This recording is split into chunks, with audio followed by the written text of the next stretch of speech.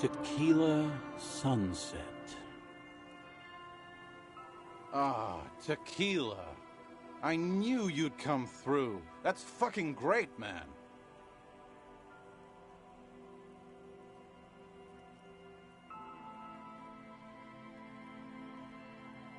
What's that supposed to mean?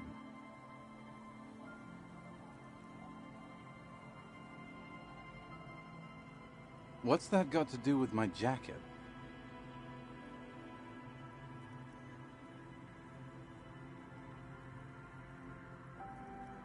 What do I care about some local stiff? You gonna give me the jacket or no? Let me see. What? This isn't my jacket. My jacket was beautiful. This is fucking filthy. What am I supposed to do with this?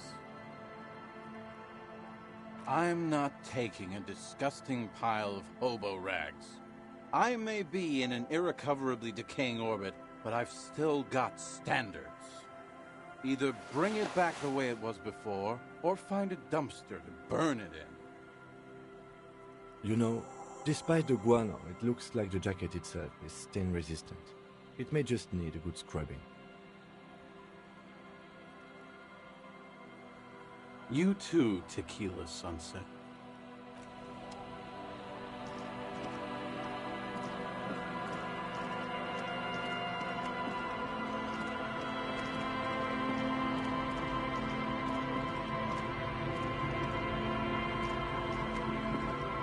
Our tenant, the policeman. I hope the waves don't keep you up at night. What can I help you with? I can wash it for you, but it's going to take about a half an hour. Think you can stay put for that long? No, we must run around ceaselessly. It would be torture to stay put. I could use a breather. It's been another track and field day. Well, hand it over then, and I'll see what I can do. Must say, I'm proud of this one. It's pretty nice underneath all that filth. I hope you take better care of it than its last owner.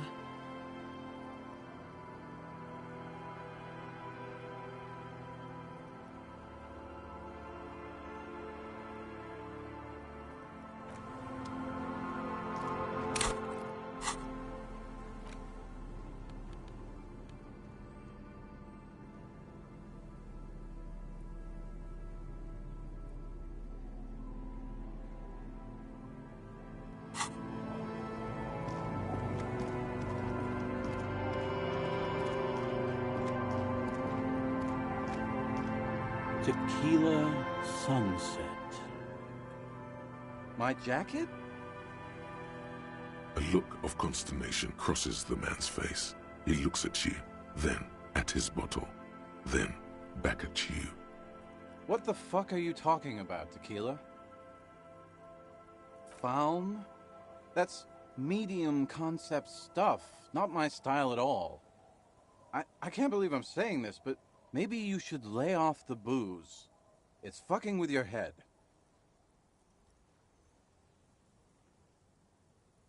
It becomes abundantly clear to you how this man managed to lose his keys, business, friends, and girlfriend. I'm calling it. It's neurological.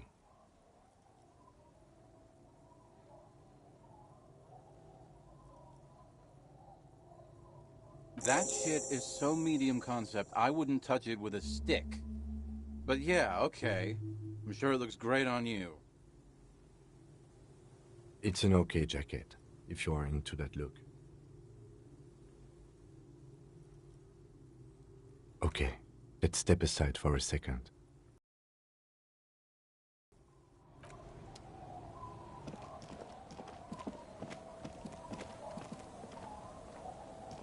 I've been meaning to have a little chat with you about your sense of style. I'm glad you finally started dressing a little more like an officer of the RCM. Keep it up.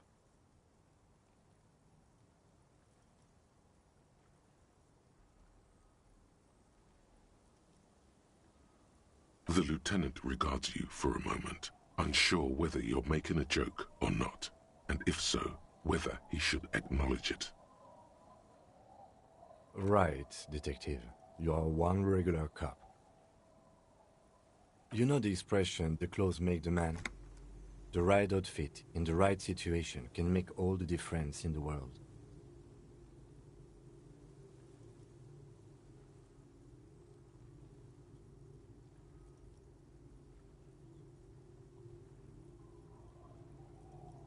Let's not get ahead of ourselves, detective. Anyway, we should probably get back to the case. Let's go. Wow, so someone's been a little boring.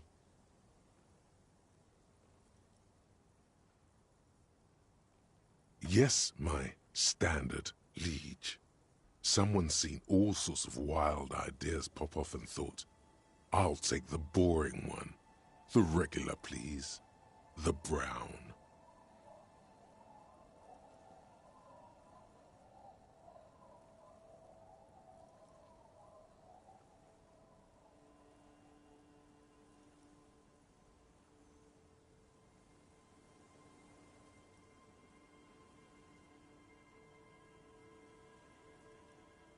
You? I wouldn't worry about that. See? You're so regular and vinyl brown, he doesn't even want to talk to you about it.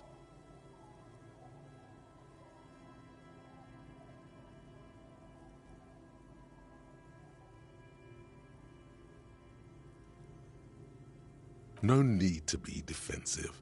The regularity, the brownness, the cut and dry have their appeal.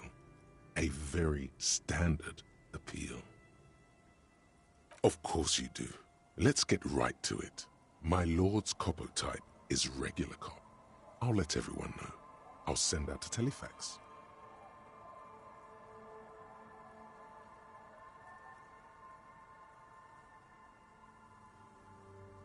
Yes, the type of cop you are, sire.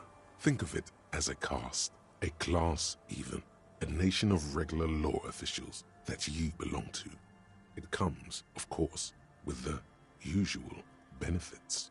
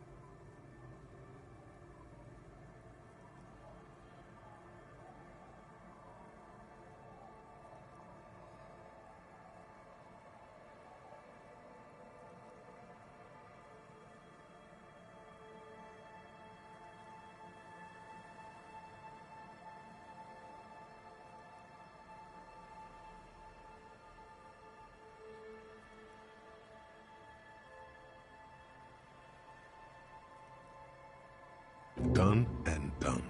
No actual communiques will be sent, of course. That would be too dramatic.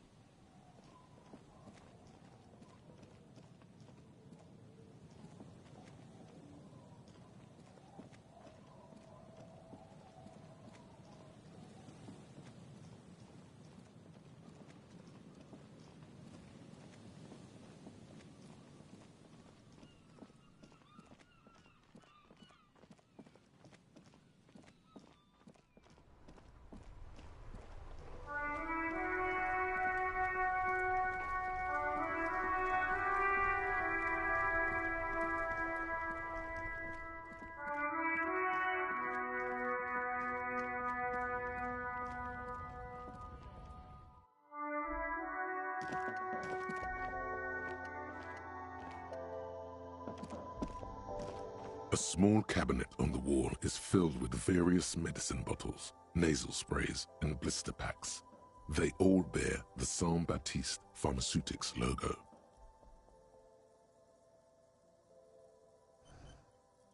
Okay, here. I hope Saint Baptiste makes you feel better or something.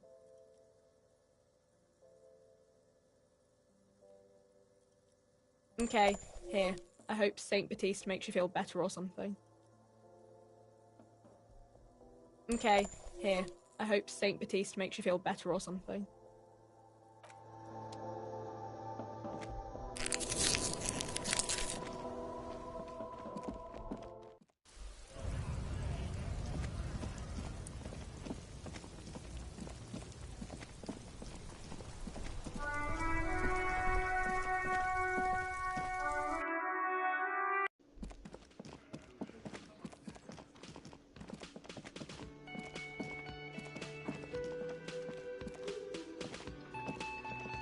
Can I help you? What is this thing? What, the interior decorating kind? You know, I'm sorry. This is actually a nice bird. A competent piece of taxidermy. I can fix it to the plaque and have a new bird in the establishment, I guess? So, I don't know. Thank you. I'm gonna go with thank you. This was mostly about the fucking cardio. Massive cardio here. You'll live till 90, or you get a heart attack from running. I feel good about our work here today. It's all about the little things, like bringing people random stuffed animals. It's not actually about that, but he liked it.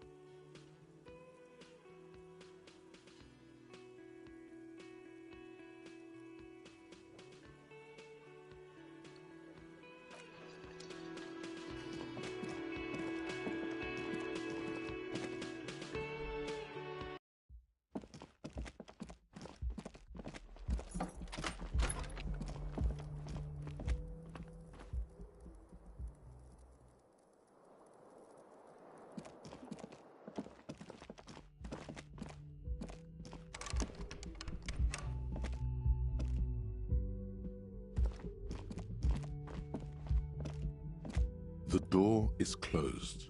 Still nothing. The lieutenant gives you a quick glance.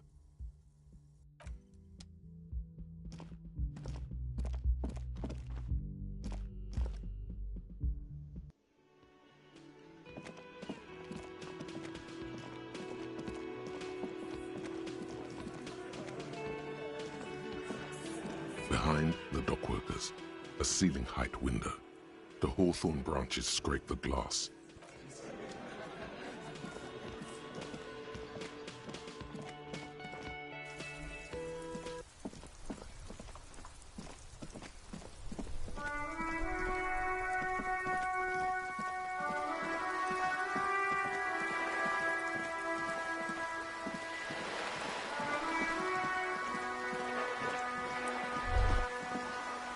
Whoa, what have we here? A bridge with loose nails and rot-infested wood that creaks in the wind. A construction code violation if there ever was one.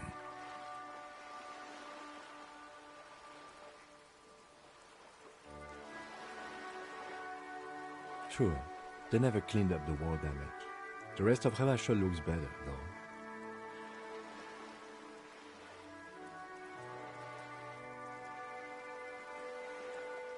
The bridge is fine enough. Locals use it all the time, after all. It's nothing to worry about. Shall we?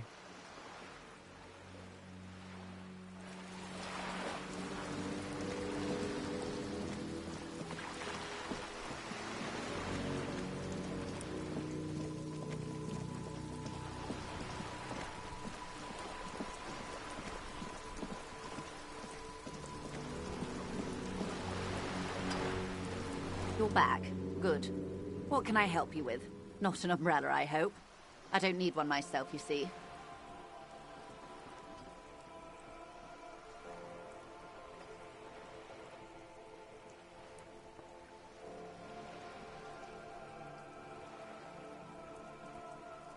Sadly, I need this one myself. It's hydrophobic, repels water, almost magically.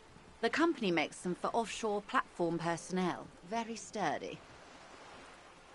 What I can do for you is answer some questions.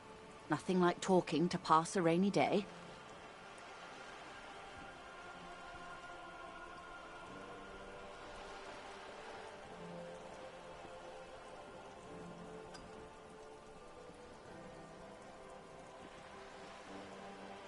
I'm afraid I can't say any more until we've taken care of formal protocol.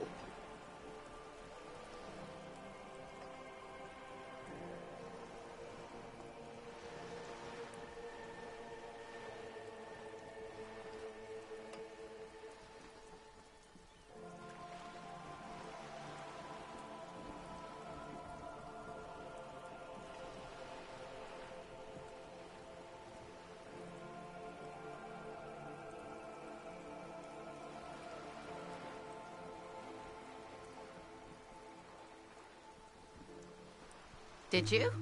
Wonderful.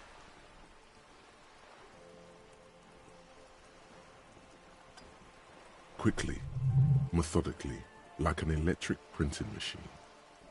She's memorizing your badge number. It is a relief to see a W freighter here. The situation is precarious, to say the least. It needs a quick solution, or we will have a bloodbath on our hands.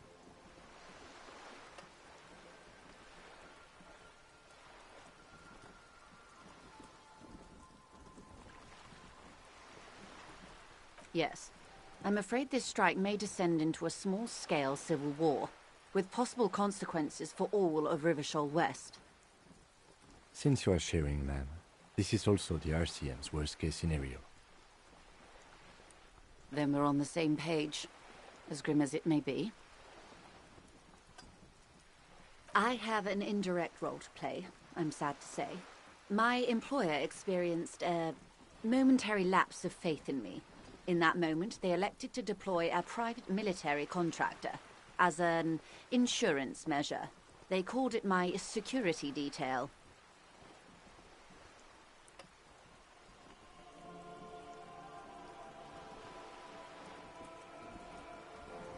They were dispatched after I relayed the union's initial offer.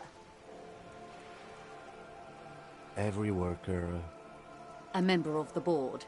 I tried to convince my employer it was simply a piece of rhetoric, or a joke. They did not appreciate the humor. Absolutely not.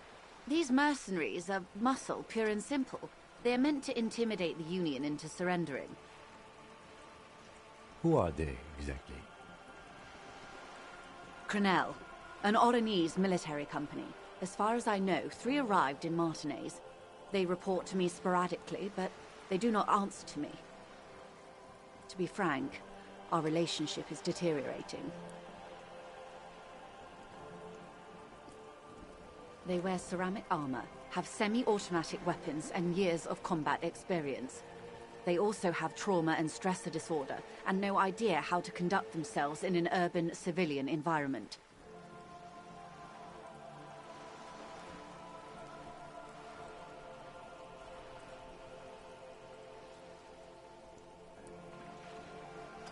So, what happened?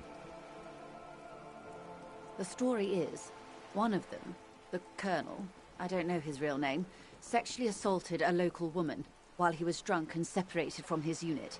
This allowed some of the more militant Union members to subdue him. He was taken out behind the whirling in rags and lynched last Sunday night. Nothing. Mr. Clare refuses to let me into the harbor. I have not been able to discuss this matter with anyone there. The remaining 2 Crenell contractors carry out their orders, for now. It's a smokescreen. In secret, they are conducting an independent military tribunal into the lynching. Once this investigation is concluded, executions will follow. What is the nature of this so-called investigation? Whether to execute one, some, or all of the Union militants.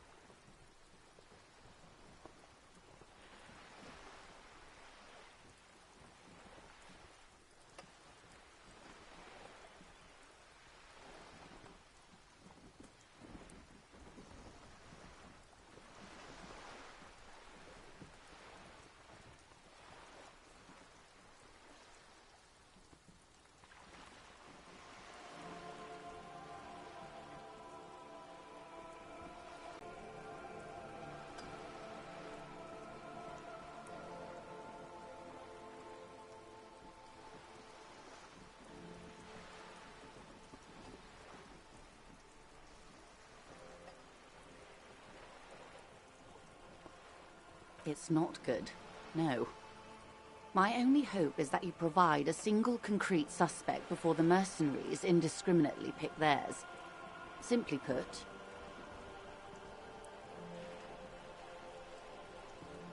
if you don't pin this on someone good, and do it fast, they will identify and execute everyone present at the lynching. This in turn will force the Union to respond. The débardeurs have over 2,000 men. It will be 1,000 to 1. Have you ever seen a hornet invade a beehive, Lieutenant? It's not pretty. The Serai's giant hornet, the world's second largest insect, can kill 40 honeybees a minute, while a group of 30 can decimate an entire hive of 20,000 bees in less than 4 hours.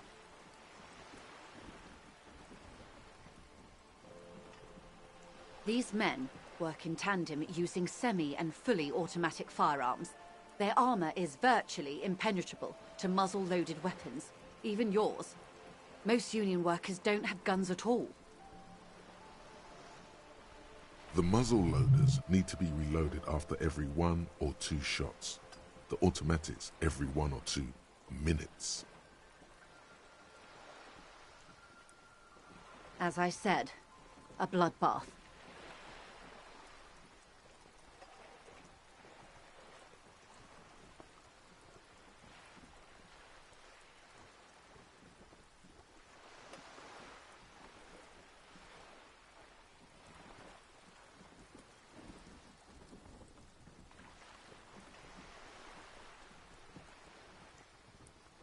Many bleak scenarios have already come true, Lieutenant W. Frater de Bois.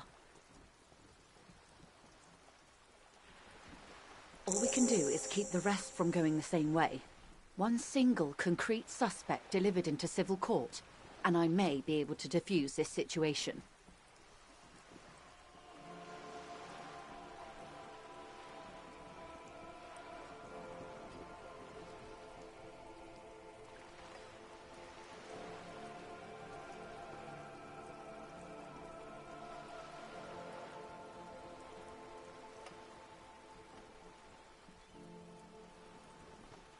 Or he didn't. This is information passed on to me from some teenagers loitering around the canal. I cannot testify by it.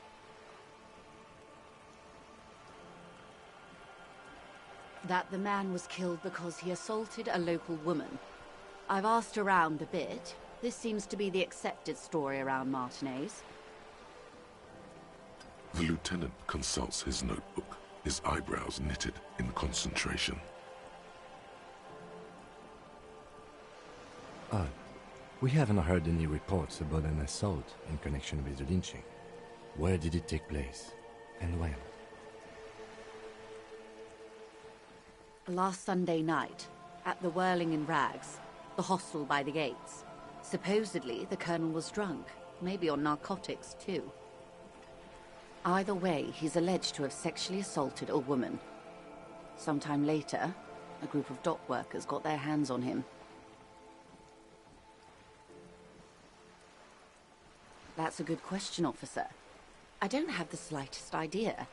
As I said, it's a rumor about a rumor. In any case, it's what the colonel's remaining colleagues believe.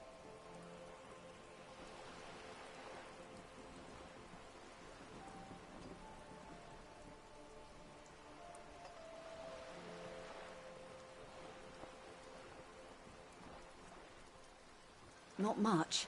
Their public resume is relatively good, as far as private military contractors go. I believe they were once called Downwell. They boast a long list of clients. Saint-Baptiste, Welchman-Lorenz, Eendracht. A warning sign, however. The operations concerned all take place in third or fourth world countries. Guarding facilities, escort missions and such. Meaning they're used to operating in war zones. Yes.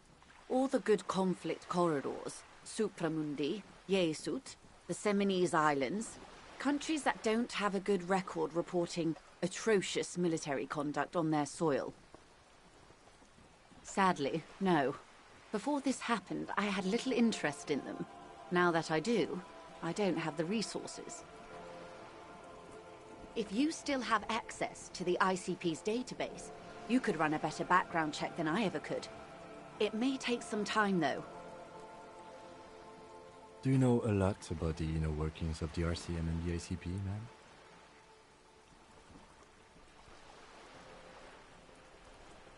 In my line of work, it pays to do your research. I was prepared to deal with the RCM. I did not think I'd be dealing with a group like Crenel. I have, and they will. However, these orders take time to reach what is basically a rogue unit out in the field here. Until they do, it's all on us. She's being truthful. She is pressing them as hard as she can. If you mean did I see him alive, yes. But I did not know him. Lely, his service name, a nom de guerre most likely. He wouldn't divulge his full name. Only one of them did. A bad sign if there ever was one.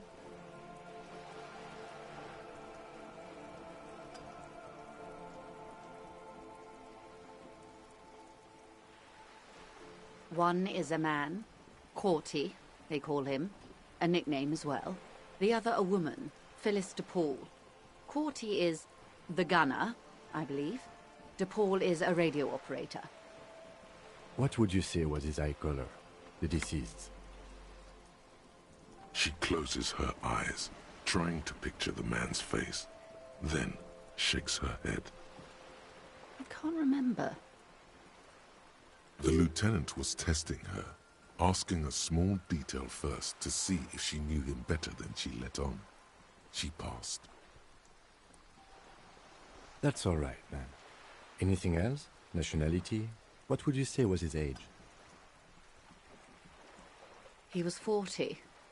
Or 50. It's hard to say which. He had a combat injury on his lower jaw. It made it difficult to estimate his age, or gauge his facial expressions. Indeed, this matches the dental reconstruction we saw on the body. What else? Nationality? Accent? He was, Occidental, I think. Light brown hair, a mixed accent, Oranese, or Messinian, maybe. His injury gave him an accent all his own. In a way, it was humanizing. He had to learn to speak through it, through the injury. That's all I know, I guess. I only met him once.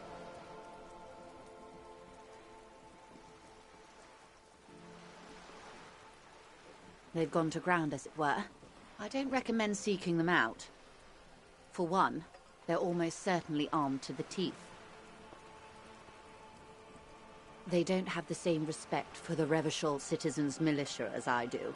To put it bluntly, they think you're vigilantes. Ghetto savages. It will not be a fruitful meeting.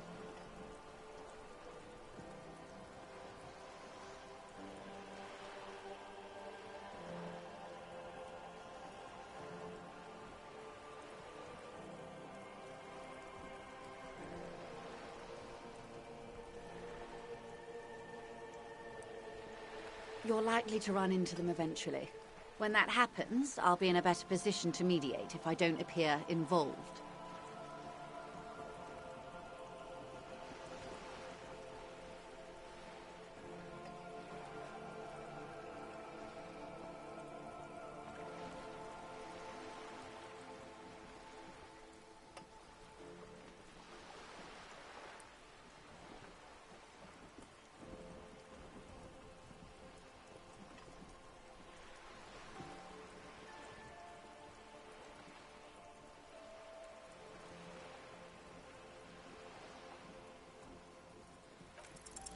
One is obviously the scab leader at the harbor gates. The one chanting the idiotic slogans. He's barely maintaining his disguise.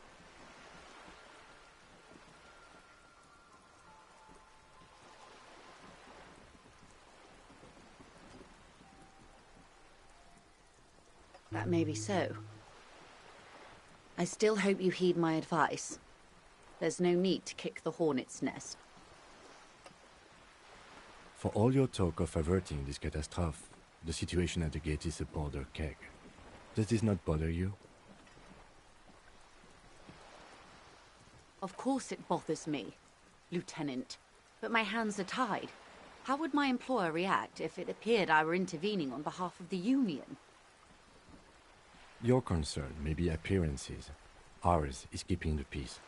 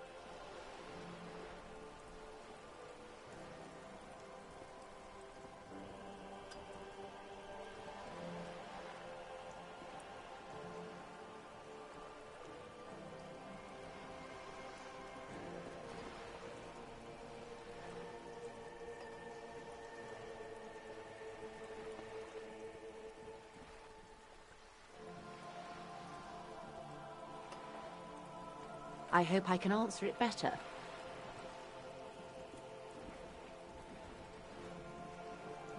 Until the executions start? Truthfully, I don't know. It depends on their progress identifying the members of the lynch mob, and their impatience. They don't report their progress to you? Not on this matter. I'm afraid they consider this a personal initiative. It's a matter of days, not weeks.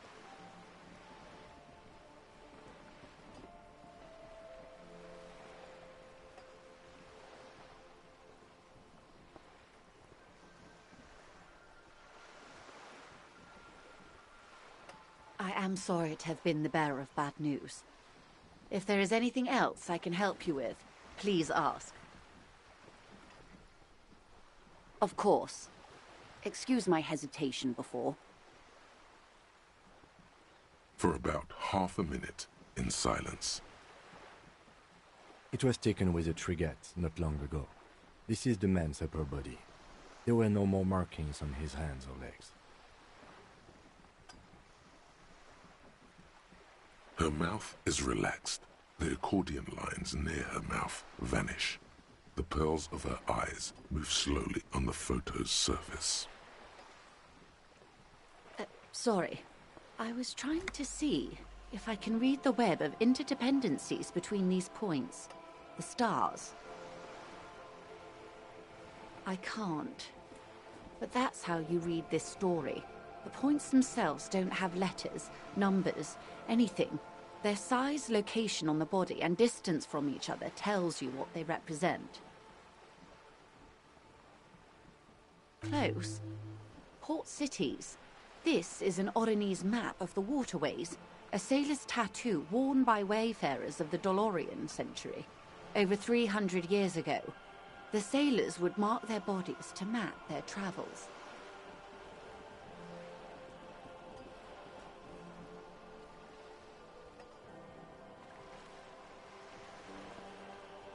The sailor's soul would use it to fly back home if they should die abroad. This is a sort of contraption to be reeled back in by. The silver cord, they would call it. Quite a few. Vredefort, the Oronese capital, traditionally stands on the right shoulder. He started somewhere near here, I think. What next? Then he made his way to the Pretto Grande, through what I think must be the Stutz Canal, an artificial channel through the Occident. From the Pretto, He sailed to the Insulindic Ocean, first the Semines Islands, then this. Revachol. Those are the two constants. Vredefort on the shoulder, and Revachol in the heart. They started the tradition of these maps right after the discovery of Insulinde, at the dawn of the Inter-Islary Age. The old world passing by, and the new world already here. You said you can't read it.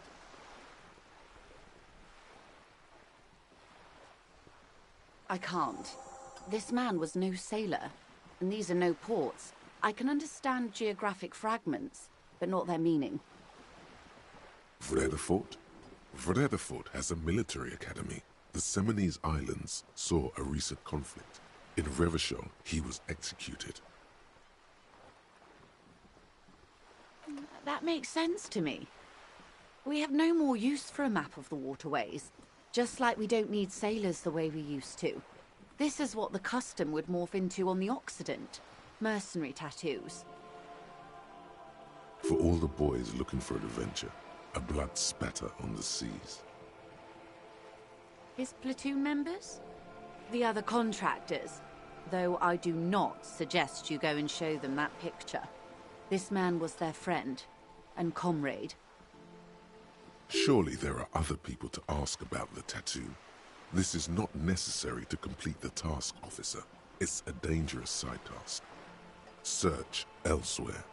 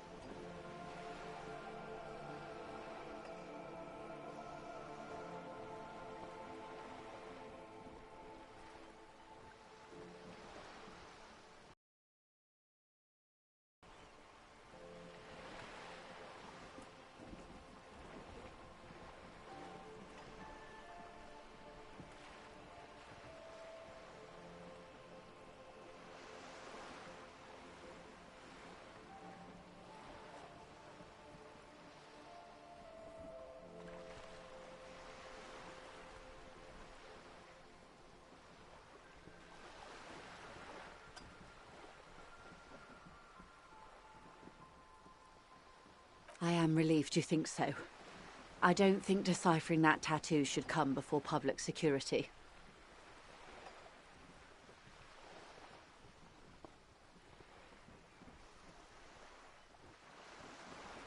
Is there anything else I can help you with?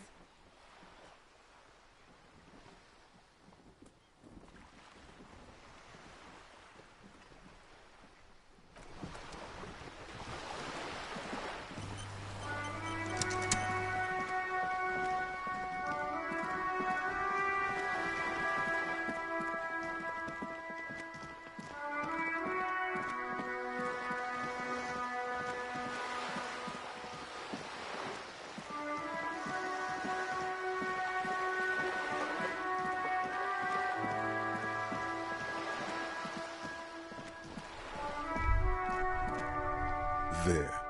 Working class drunk. You know what this means, right? Cracked it. All in a good day's work.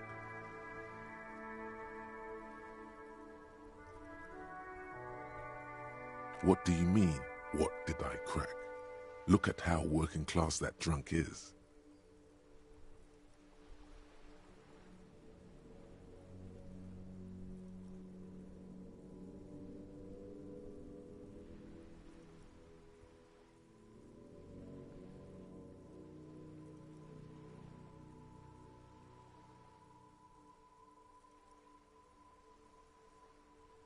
Yes, and you found him.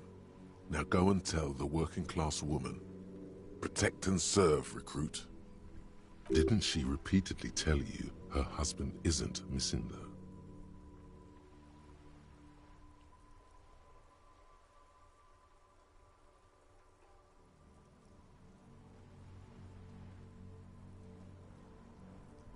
Do marriages make any sense? Does honor? You're not a filthy philosopher. You're an officer of law. It's time to ace this case and not brood over your reputation. We can deal with the perception management later.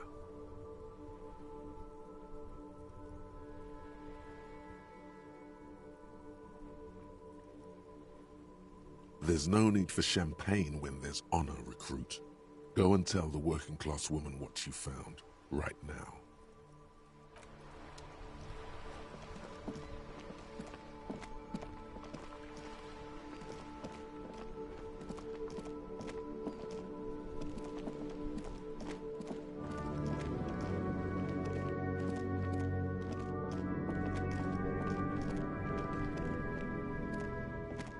The dented yellow mailbox greets you with its graffito, bullet holes, and an RCM sticker. Yes, for sending mail.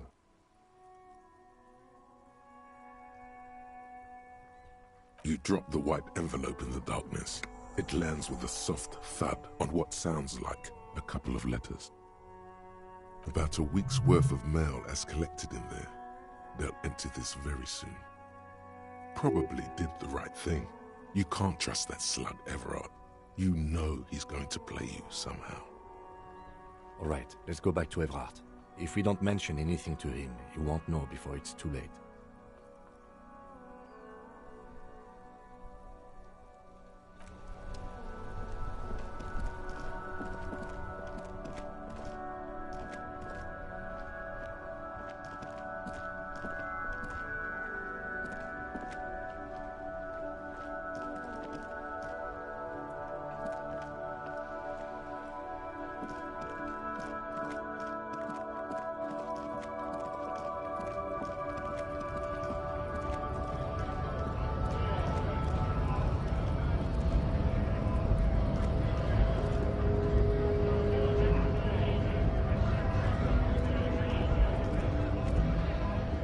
to work! Right to work! Shame on you!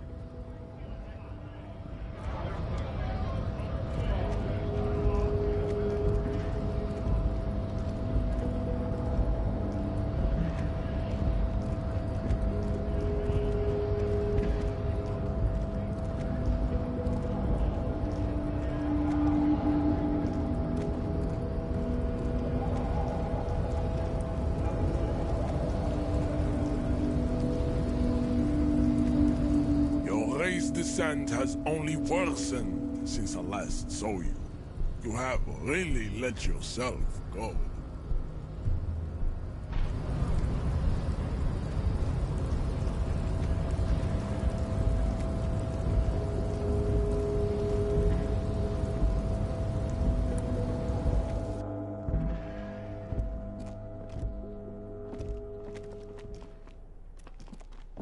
The file cabinet stands steady as ever, and the unlocked drawer slide.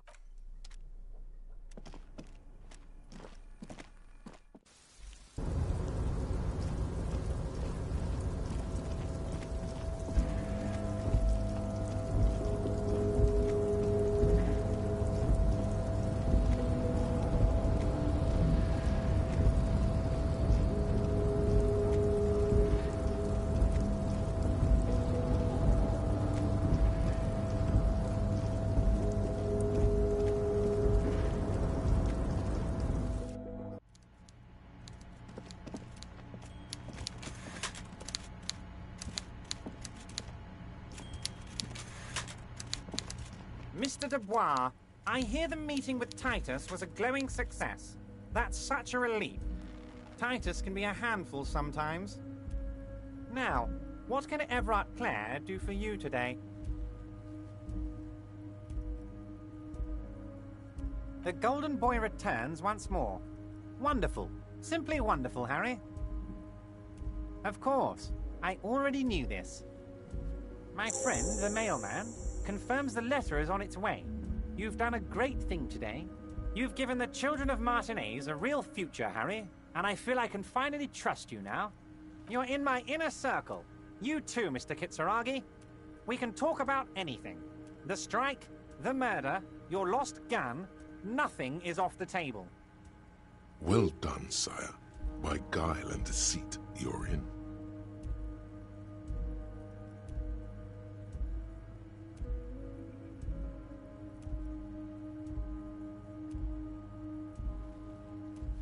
Harry, I've got to be honest with you. Your gun was found 2 days ago. Withholding this information weighed heavily on me, but it had to be done. An old woman has it, and let me tell you, Harry, word on the street is she's a character, so watch out.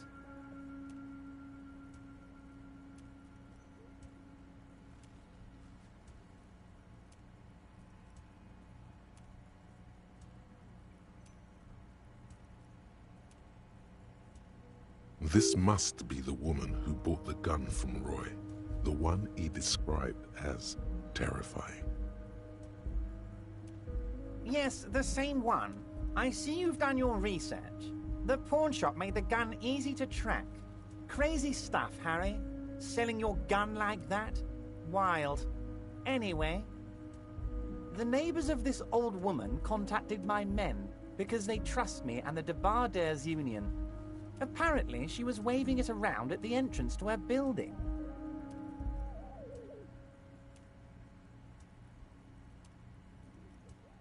As I said, she's a character. I didn't have time for details.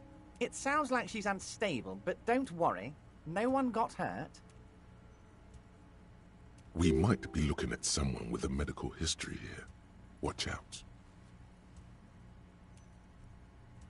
Unfortunately, I don't know anymore. You're gonna have to go in blind, Harry. But she's an old lady. How dangerous can she possibly be? Oh, and she calls herself the Pigs.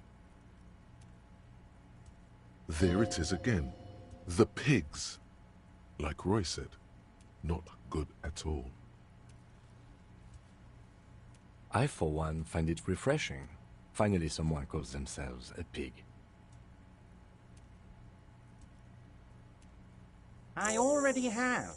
Tonight, starting 10 o'clock, near the old fish market on the coast. The one on the boardwalk, a little past the fishing village. Be careful, Harry. I would never set you up for anything dangerous, but you did ask for this. Now, back to the fun stuff.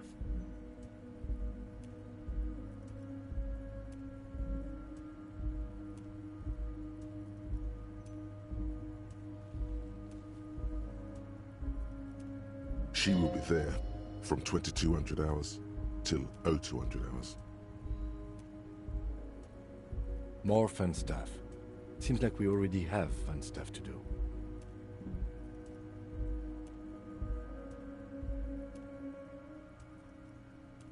I did not, Harry. Although I am very, very glad he's dead.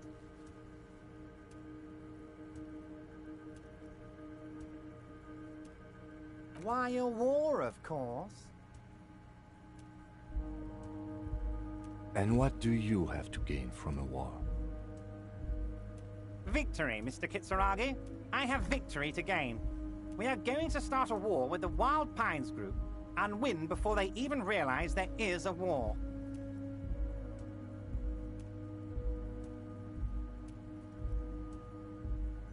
I have. It's a great story, Harry. Did you also know how the bee colony kills the giant hornet? They swarm and blanket it entirely until it suffers a massive heat stroke and dies. Harry, we outnumber them 1,500 to 1, and that's just Martinez. With all the unions in Revachol, and with public opinion on our side, we can hold off 2 men, or 15 men, or even 50 men. The more they send, the worse it's going to look for them. They made a huge mistake hiring those guys. No one likes foreign mercenaries. The leftists hate them, the fascists hate them, even the moralists think they're in bad taste. Harry, there is no strike, only war. Class war. Or, in business terms, a dawn raid. Or wait. Is that when you still pay them something? Because we won't do that. We're not going to give nothing. We're going to take Terminal B away from them. The roads, the gates, the containers, that big crane, even the damn coffee maker. We're going to take all of it for the people, and fuck Wild Pines. The word fuck rings like a gunshot from his mouth. He doesn't swear often.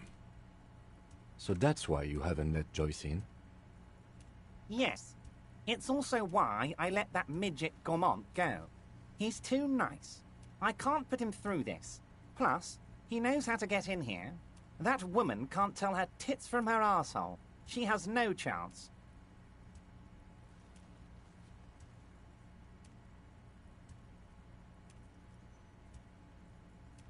Tits from her arsehole. It's a local saying.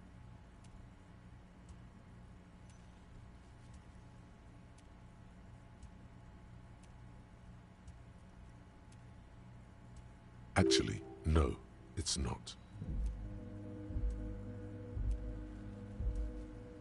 Because we're friends, Harry. Besides, it doesn't matter now. You can go tell her if you want. It won't change the course of events. We have a significant head start. It's already happening.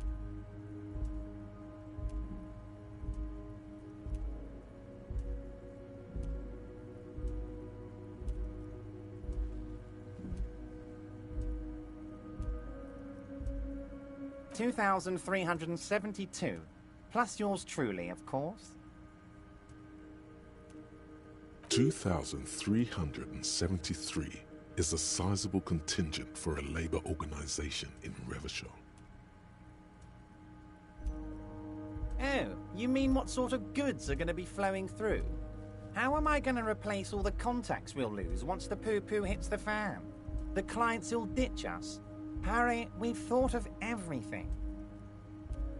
Clients would take a well-known multinational conglomerate over a local mobster any day.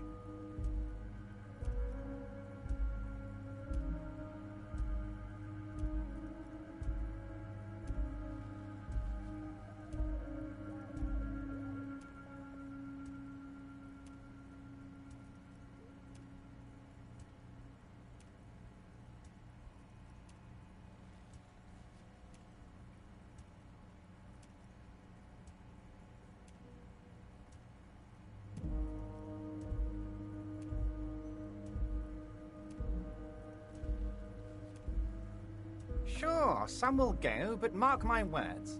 The company will be unpleasantly surprised to see how many of them stay loyal to Martinez and to the new competitive contracts we can offer. With renewed zeal sparked by communal ownership, the men will be shipping those containers double time. You'll be surprised to see how fast things go without parasites latching on. We'll have our hands free to pursue bold, exotic new revenue streams. Haven't you seen the crates outside, Harry? There's all sorts of fun stuff inside them.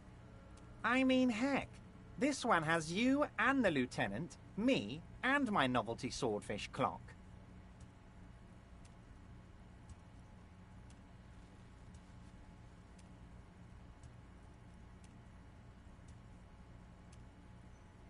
Did he just deflate slightly?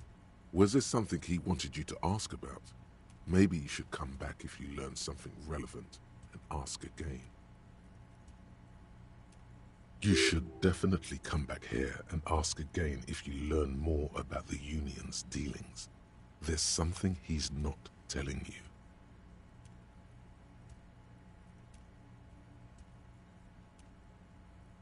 Great, Harry, great.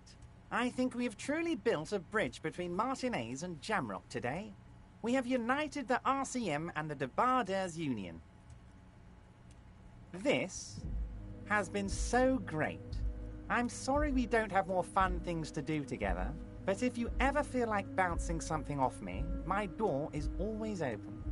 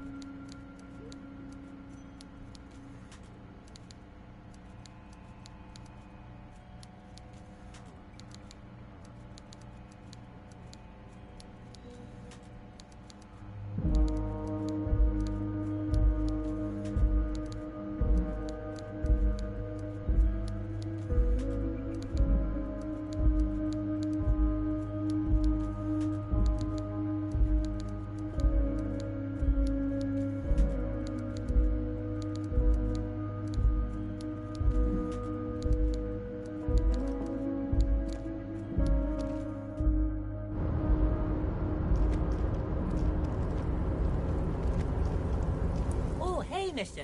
I knew you'd be back to talk with old Leo here. Yes, I did. Yes, I did. It's like Lady Larice said when she opened a bathhouse in the basement of my apartment building. They can only get so far before they're aching to get back. And lots of folk really did keep coming back.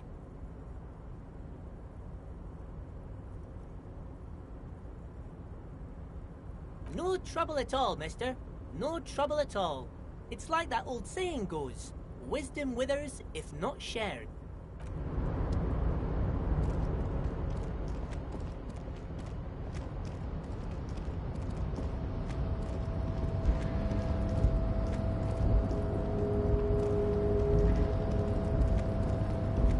You're back before the cargo container.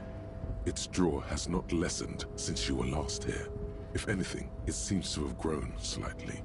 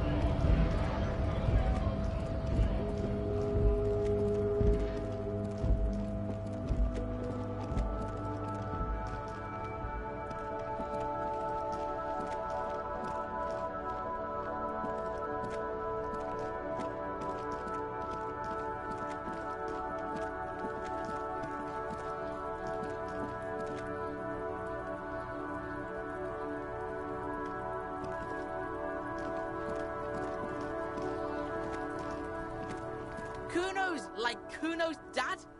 Kuno doesn't give a fuck about anything.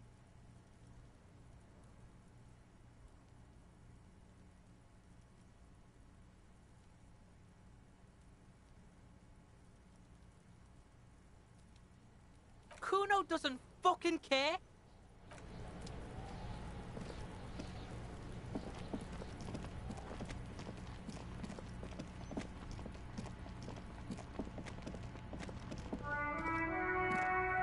An old call box with a matrix of push buttons. East Delta Commerce Center.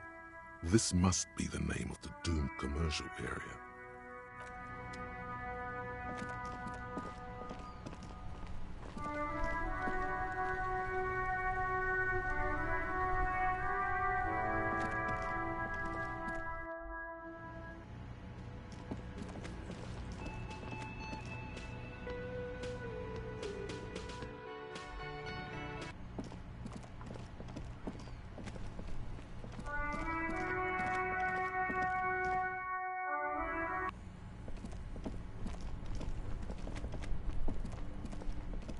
This orange machine is dead still. It has a hand-cranked ice cream churner and an electric freezer. The ice around it slowly melting. You slip your fingers under the frozen lid, but the ice is too cold for you to get a good grip. A pry bar. No, this is going to need something else. Some kind of super pry bar. Don't even try to open it with a regular pry bar. You're just wasting your time. If you want to try again, then you need to have the pry bar in your hand, detective. Equip the pry bar by going to the Tools tab.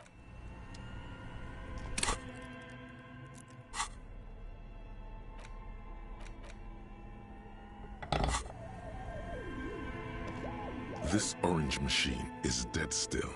It has a hand-cranked ice cream churner and an electric freezer.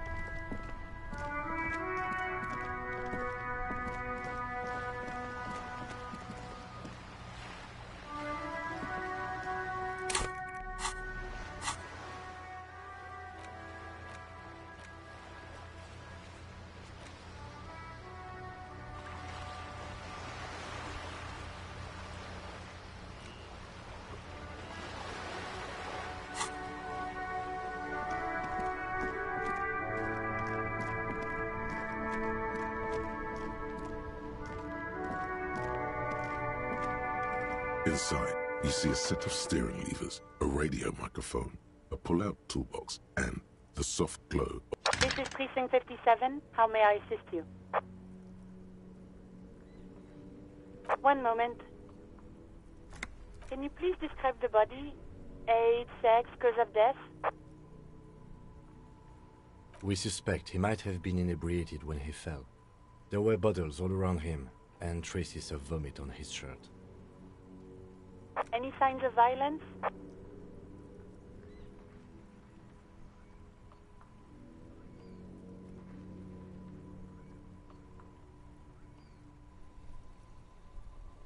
No field autopsy necessary. You can hear her quickly typing in the background. What about his belongings? Did you examine his clothes? Any information on the library card? You can hear her sigh audibly on the other side. Do you and Lieutenant Kitsuragi want to take the case, or should I assign it to someone else?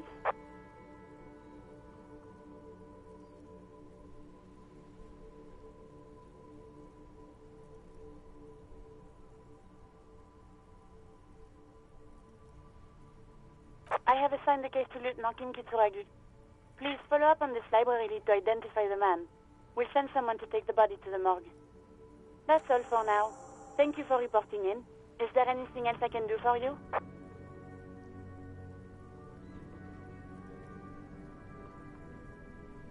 Not yet, but I was able to convince the database people to share private sector information. They promised to get back to me by tomorrow morning. Do you have any other questions? Just a second. Oh. Sylvie Malaika on the line for you, officer. Yes, hello? Oh, great. What else do you need, detective?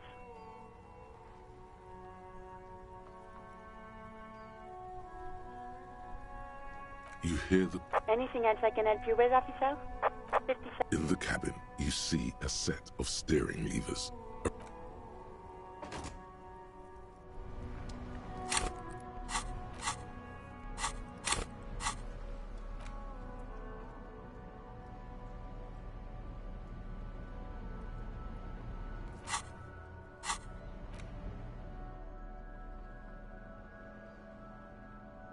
The library card is folded into two and still slightly wet to the touch. The front side reads, Central Jamrock Public Library Card, issued to Billy Mejean, expires July 53. Billy is a unisex name. Could be the deceased or his family member. If lost, please return the card to the library. Dial 005 02 55 211 or visit us at Moreau Street, 78, Jamrock. Business hours, 900 to 1800. Good. We should give them a call from my kinema. See if we can learn anything about Billy Mejean. Good idea. There was plenty of information here to go by. Whoever owns this card is an avid reader. You find a list of books written in blue pencil. Radio thriller. stand a little less between me and the sun. The last one in the list is The Glinton Curve by M. Theobald. A library stamp indicates that the book has been returned. Most of these titles seem to be in the sci-fi genre. Some thrillers too.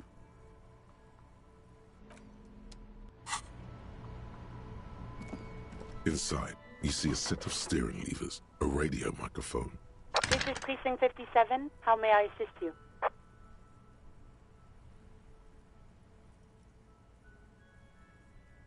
Hold on, officer. I've got Central Jamrock Public Library on the line, and I've already introduced you to their librarian.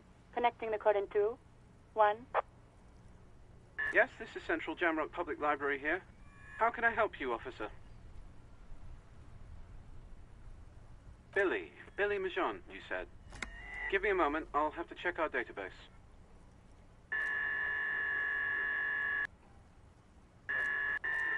Yes, hello, are you still there? I found Billy Majon's home address, is that alright? No phone number, unfortunately. They're too poor to have a phone line.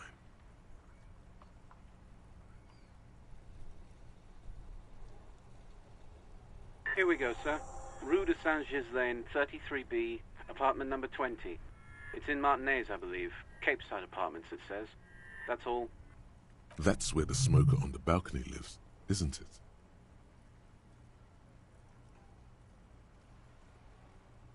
It says here that they returned their last book just a few days ago, but I wasn't at work that day. Marie? Marie? Do you remember a reader named Billy Majon?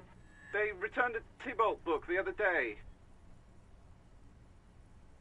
Yes, it was my colleague Marie. She said that it was Billy's husband who returned the book.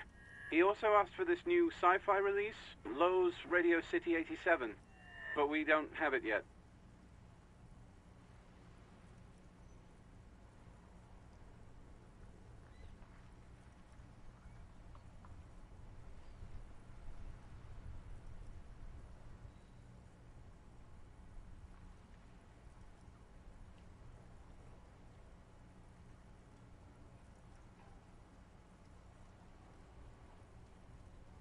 Good. You have a name now.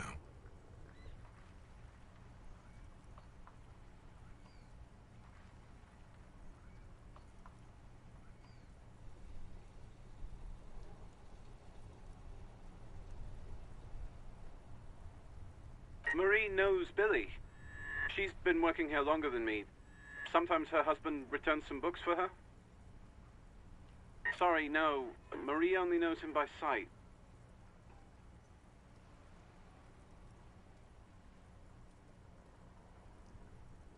Marie? She said it was an older man, and that she's pretty sure he'd had a drink or two the last time she saw him. 1 second. Sorry, Marie wasn't really paying any attention to that. Happy we could help. Goodbye, officer. Anything else you need from me? 57th, over and out. In the cabin, you see a set of steering levers.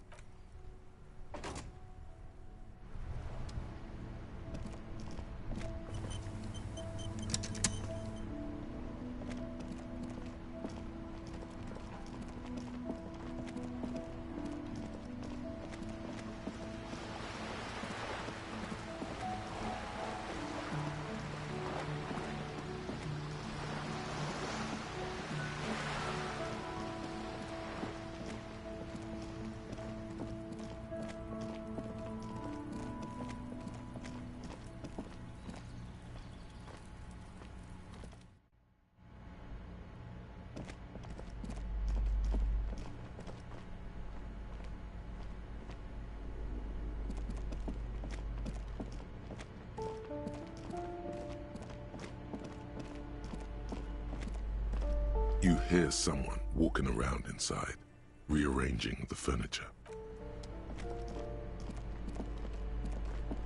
You hear someone, a poor communard from the looks of it, Do I have to open the door? Do you have a warrant? Let's go.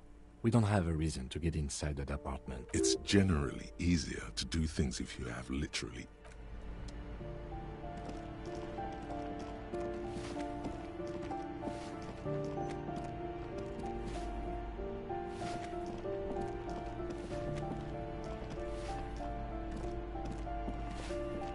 Give me a moment. It's about Victor, isn't it? It's always about Victor with her.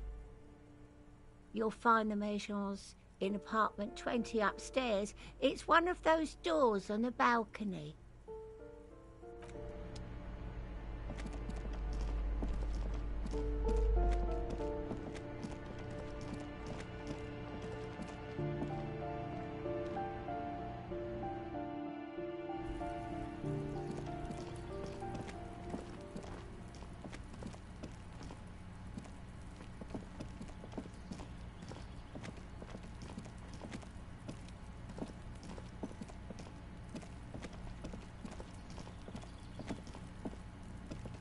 A weathered brown door. The number reads 20. Something smells good. Soup à l'oignon. The lieutenant motions to you to go ahead and knock. You're right. Let's talk this through. You hear light footsteps passing by the door and some folk music playing on the radio. We have our first preliminary identification. In all likelihood, the deceased is the husband of Billy Maison. We need to confirm this, as well as deliver the death notification to Billy herself. Now, delivering a death notification is never an easy task. There's a reason why it's often called the most stressful part of our job. This is why it's usually done in pairs. You got this. I'll be monitoring reactions, ready to act if necessary.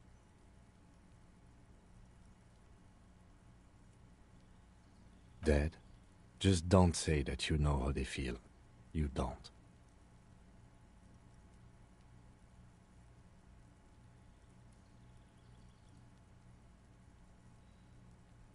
Yes, it's hard. But there is no easy way to handle this information. It just has to happen, as soon as possible.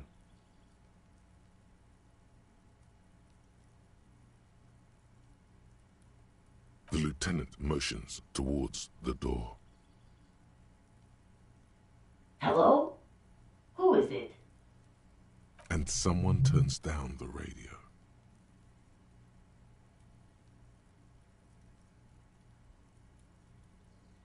He gives you a short, encouraging nod.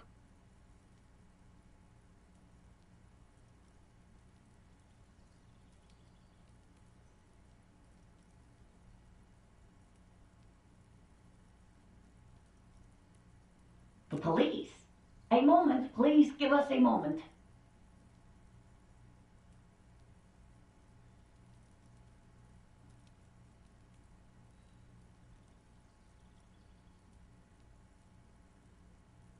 Tidying up, nervously. Come in, the door is open.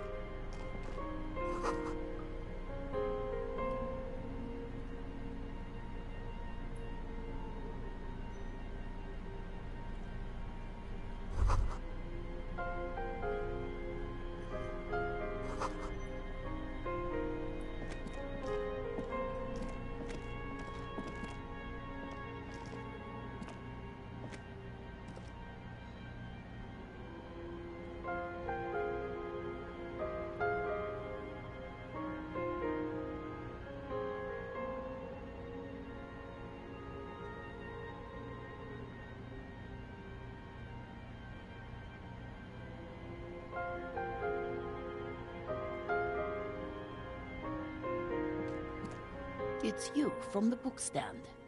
Did you come to bring my cockatoo back?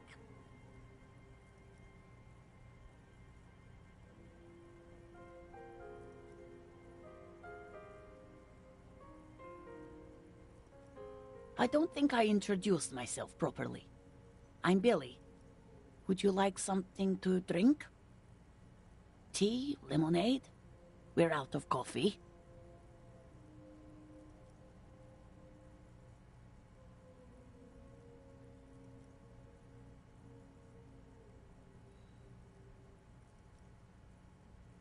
The lieutenant has taken off his foggy glasses and is busy cleaning them in his handkerchief for now. You're on your own here.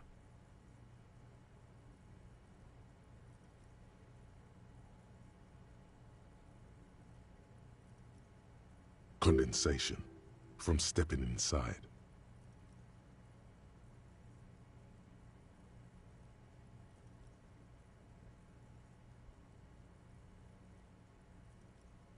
Is this about Victor, my husband?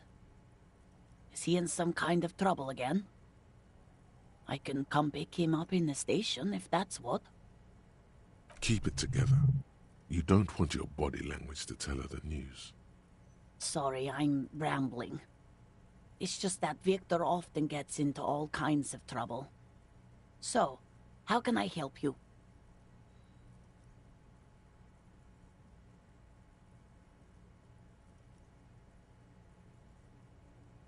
How about some small talk before you break the news?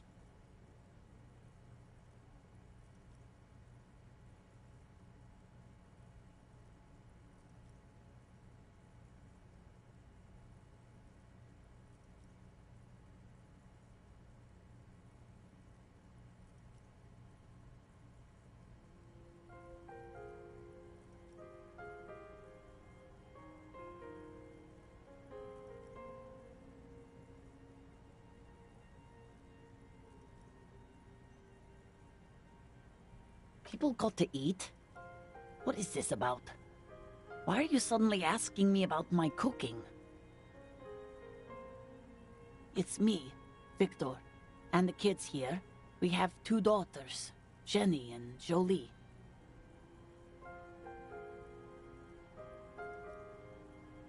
Jolie is 16 and Jenny is turning 18 next month. The girls are staying at their friend's place tonight. And Victor is out. She swallows visibly. He has a problem with drinking, and so he disappears every now and then. He's probably in the parks drinking with his friends. I sent him to the library a few days ago, but I guess something came up.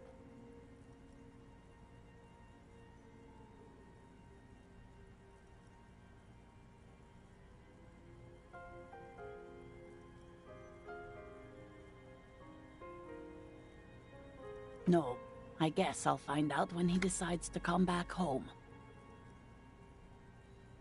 It shouldn't be long from now. He's never gone for more than a few days. Oh, it's in Jamrock. The one at Mayro Street. I don't know the official name. Central Jamrock Public Library? I think, yes, if that's the one on Moreau. It is. Just to return a book of mine? Why? Why all those questions, Detective? Did he... I think it was, Thibaut's The Glinting Curve. It was pretty good. His old leather jacket. It's just your average brown leather jacket, but he bought it as a teenager, so... No, well, the lining is hand-sewn. It's blue. I tried to make the thing more weatherproof since he's running around with it in the middle of winter. She folds her hands across her chest.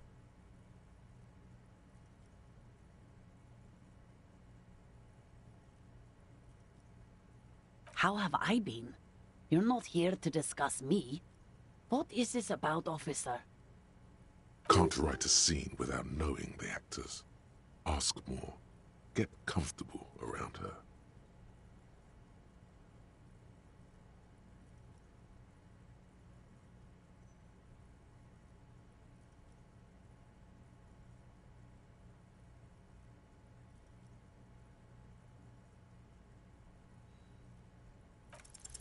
I don't want to.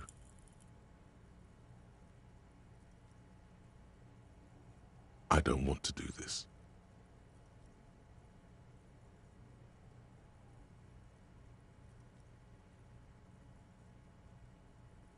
Say what? Officer. Too late. You ruined it. Just say it now. Excuse me? What?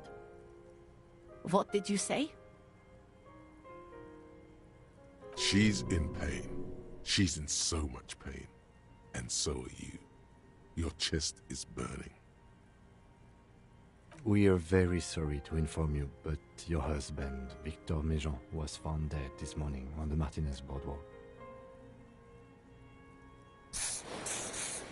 Oh. Oh. But he was just... I understand that this comes as a huge shock. I want you to know that me and my partner are here for you if you have any questions. We are very sorry for your loss, ma'am. What happened to him? Tell me.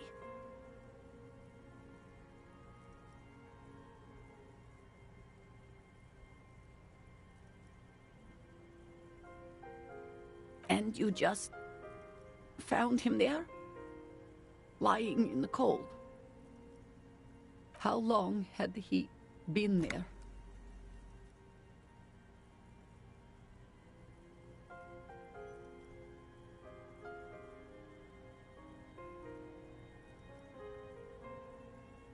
She doesn't reply. Her eyes well up with tears as she struggles to keep... You hear the clock ticking in the children's room.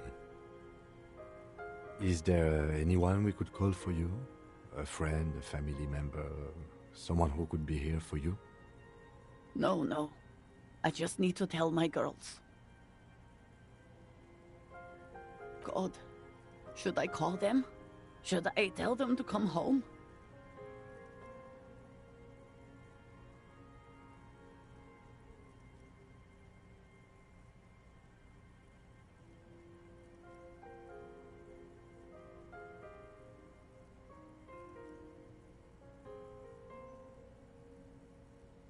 All right. I'll call them. She can't take much more. Her stomach is churning. Soon, she will have to go to the bathroom and scream. Just tell me, what do I need to do next? Where is he? Can I see him? For God's sake, lie.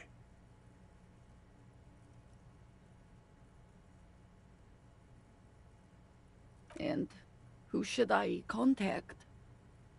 He was taken to the city morgue. The local coroner will be contacting you shortly to arrange the funeral. Here's his number, in case you want to contact him earlier. Is there anything else that the RCM could do for you? No, I'll call you if something comes up. I'm still a bit...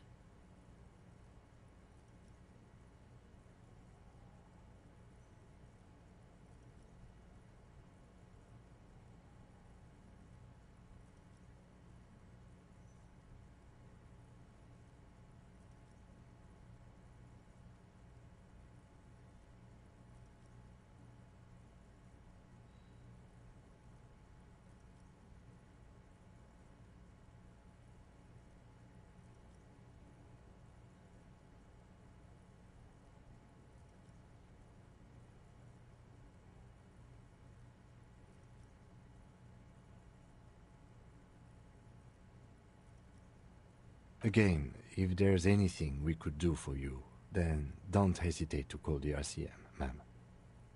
She just nods. distant and inconsolable.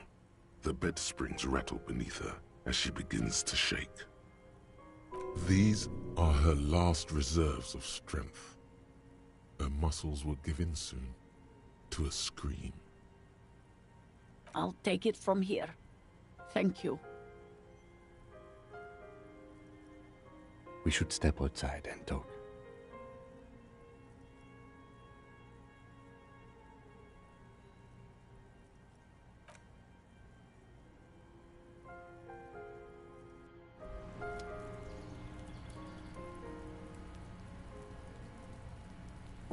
So, the death notification.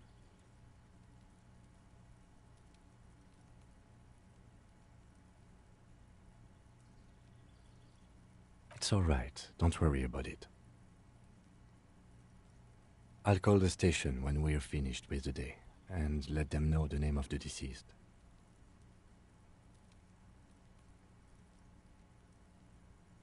There's not much we can do for them anymore, I'm afraid. That's it. We should get back to our case. There's nothing more we can do here. And, officer, I've seen worse. This wasn't the worst I've seen, okay? Now let's go.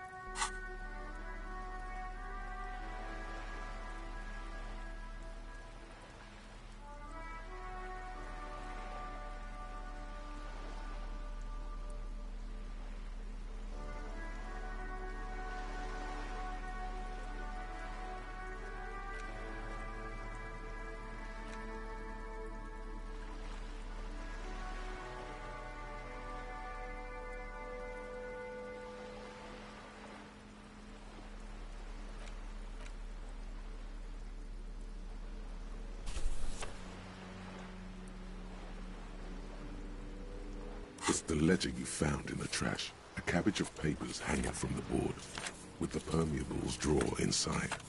It's barely held together by arson, petty theft, spousal abuse. Handwritten logs on dozens of investigations date back to January. You don't exactly close them. It takes about half an hour to piece one together, using the system you've devised, which not much has changed in the meanwhile.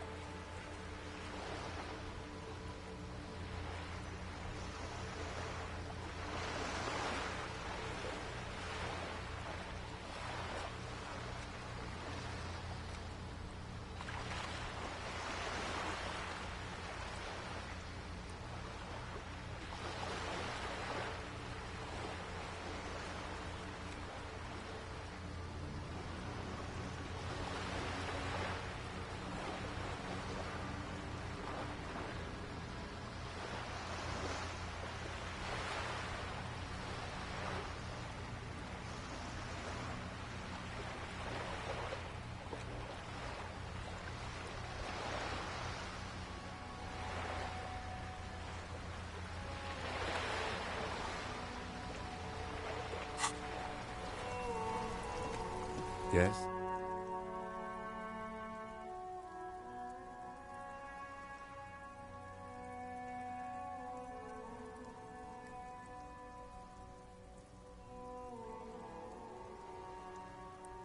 What about me? Good. Let's change the subject. What do you want to know? What's there to say? It's just stupidity. The cop kind. Our precincts can't decide if Martinez is part of Jamrock or the Industrial Harbor. Yours or mine, as if we somehow own parts of the city. Typical street gang mentality. So we've let the Union make a mockery of law enforcement here. And now it's come to its natural conclusion.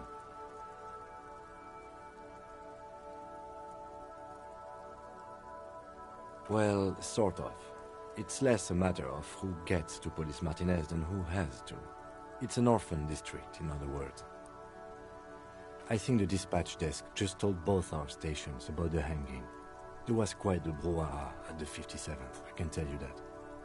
Time to settle it, they said. Cop off. But I assure you, I am not their finest or toughest, with 102 cases solved. What I am is least interested in a piecing competition.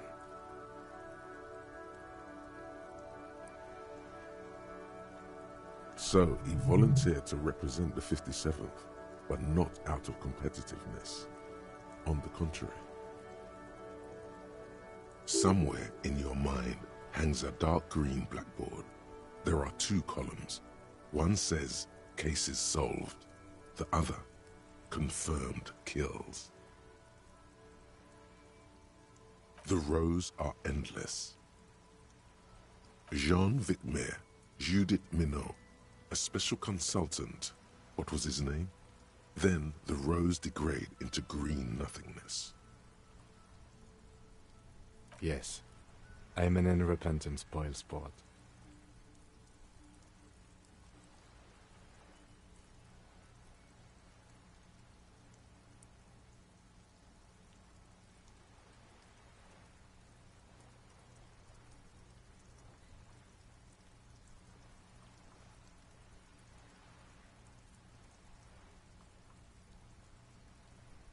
Well, technically. The official record keeper has been known to double-count murder-suicides.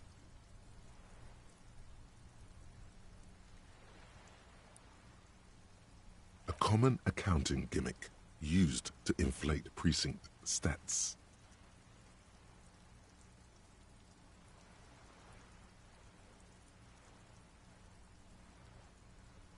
I'm good enough for this case. I'm not here to compete. I came because I had to. My fellow officers, the sergeants in particular, would have made this scene into a circus. Martinez? Nothing. It's just a puddle at the end of some drain pipe.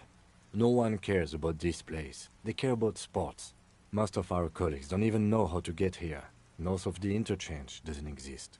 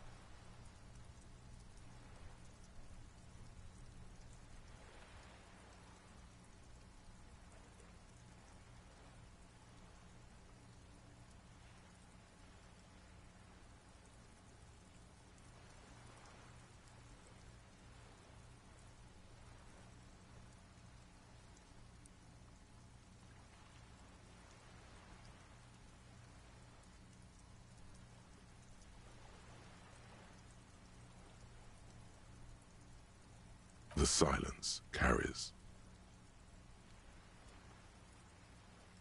Yes, it's a wholly pointless matter. Forget I ever mentioned it.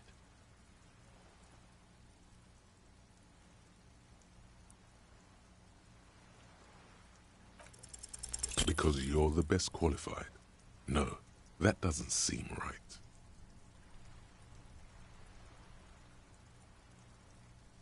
You look dumb if you keep the lieutenant waiting for too long.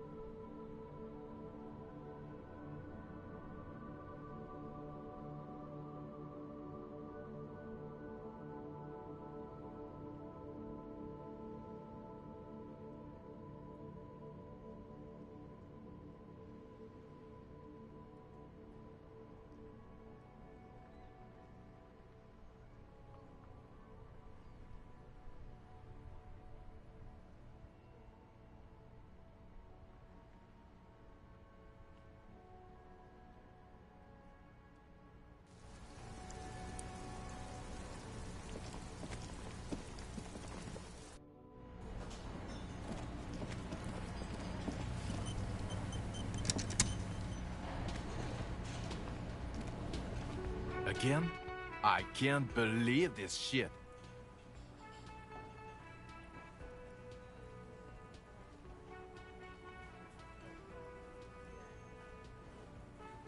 Okay, why not? Let's do the old thing over again. We're not wasting time. There is no time. So, do you know who hanged him? Yeah, I can see that. I don't know. Oh my god, there's more. You want something more? Yes, it's a hobby. As if waiting for some kind of reaction or response. Something to click. It's not happening though. Who is... Yes? What is it? Of course I'm with him. Why do you ask?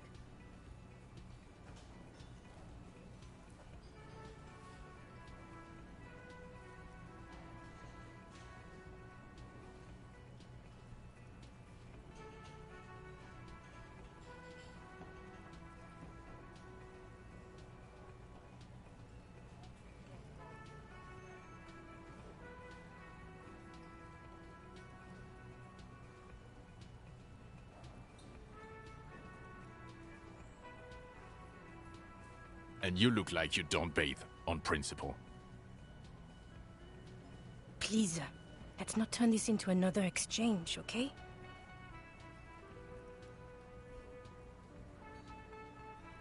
Of course I'm with him. Why do you ask? You're an asshole. You know what? Maybe we're both assholes.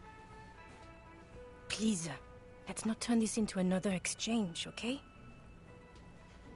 Of course I'm with him. Well, he's not. He's a sack of shit barely kept together by crazy glue.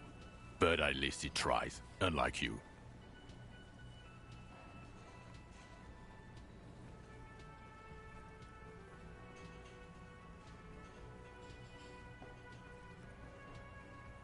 Please, let's not turn this into another... It means I'm a patrol officer, sir. What was with that, sir? Well, I guess Cut the shit. Every second you stand here running your mouth, the case grows colder.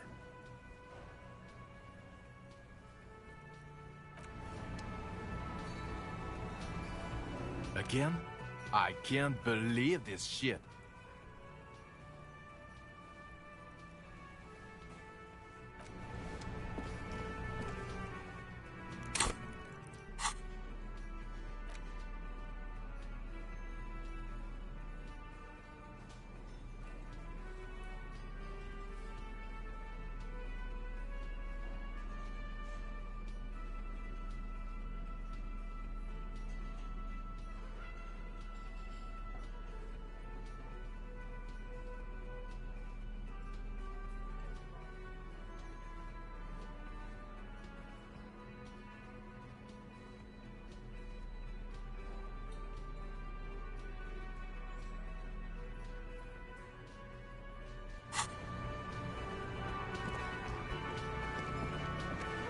Again?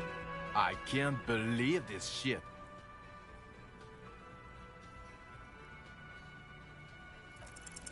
You know what it is. It's like the two of you know each other. Just ask him. Oh, I definitely know you from somewhere. Another life. Yes, from another life. A different life. Maybe the life of a police officer belonging to the ranks of the... To what station do you think you would belong in this alternate and totally fictional reality?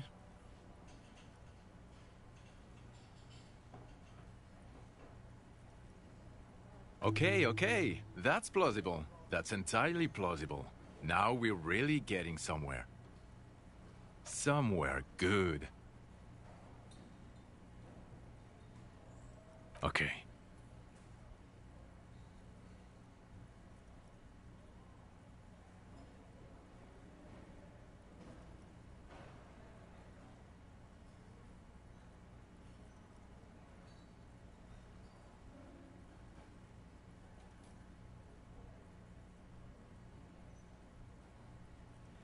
Let's be crazy. Let's say you and I are partners. How's that for a thought experiment?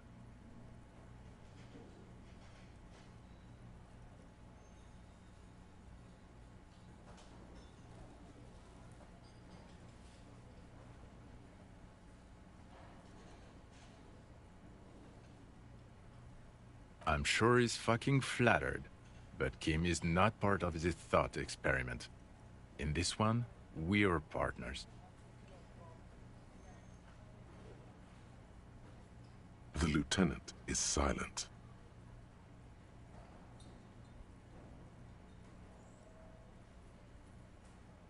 No, because in this thought experiment, we're all police officers in a police station. We don't do crimes. We're not crime bros. Come on, stop it.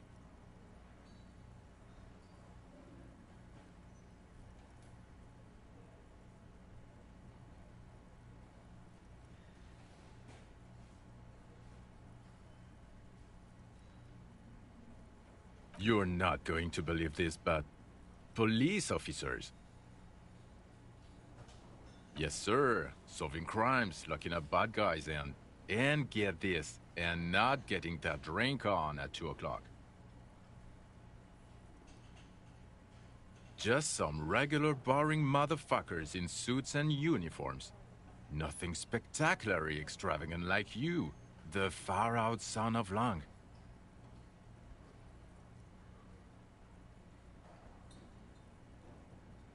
Oh, no.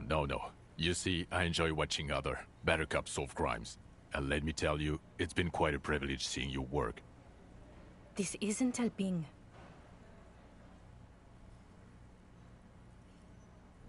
Oh, it's you eccentric genius. I mean, with your unorthodox approach to police work, it has to be you. Not even a little bit. It's an urban myth about an officer who is so far undercover he can't remember who he is. As I said, just an urban myth. You are not the son of Lang.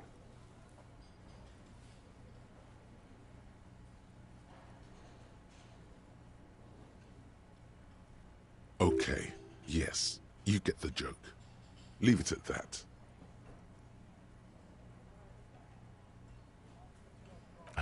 Neither can I, partner. Neither can I.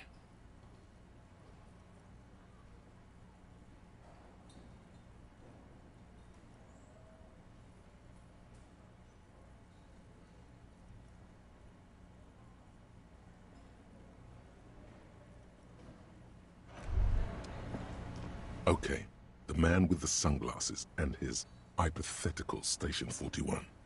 Weird, right?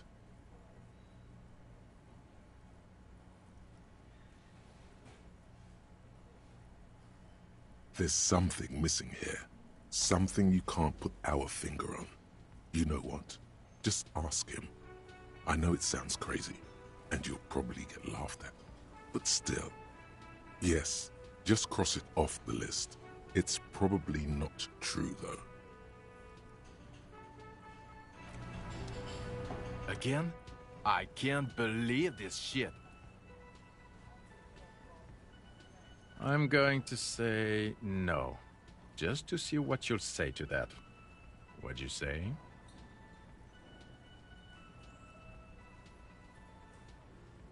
Okay. Jean, he said okay. Give it a rest. Okay, I was clearly wrong. He is a firefighter, male nurse, animal control agent, something of that kind. Not a cop. Go on with your cop work.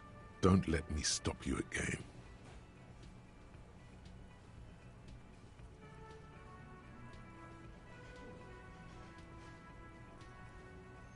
I'm going to say no. Just to see what you'll say to that. What'd you say? God fucking shit. Okay, I was clearly wrong. He is a firefighter, male nurse, animal control agent, something of that kind. Not a cop.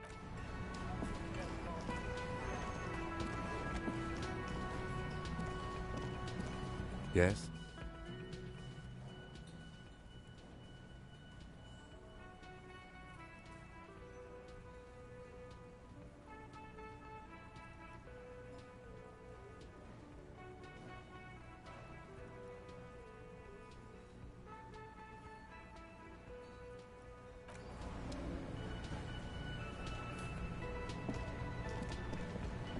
Yes?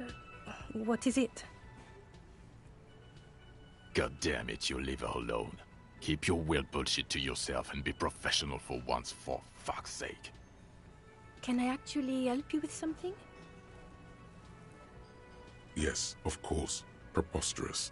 I mean, you would remember if they were, right? Who forgets their squad mates? That's not possible.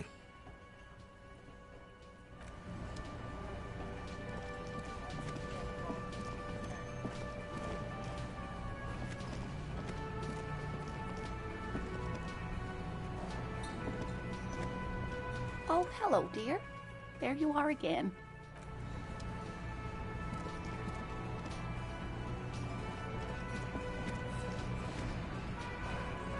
Looks like the circus left town, but the clowns are still here.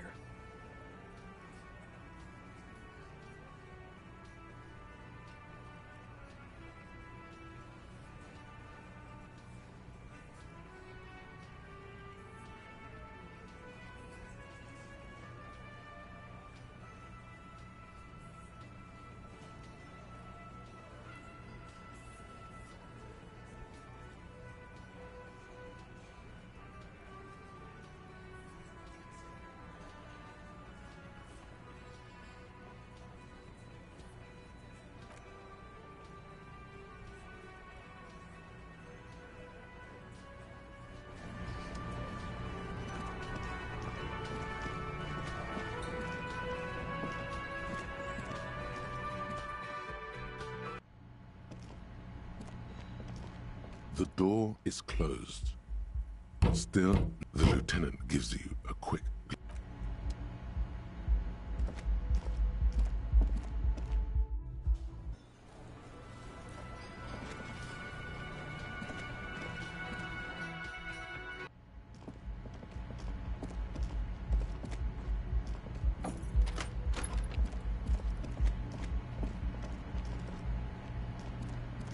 A mirror hangs on the bathroom wall. It's barely covered in steam anymore. You see yourself, the expression, fixed to your clean-shaven.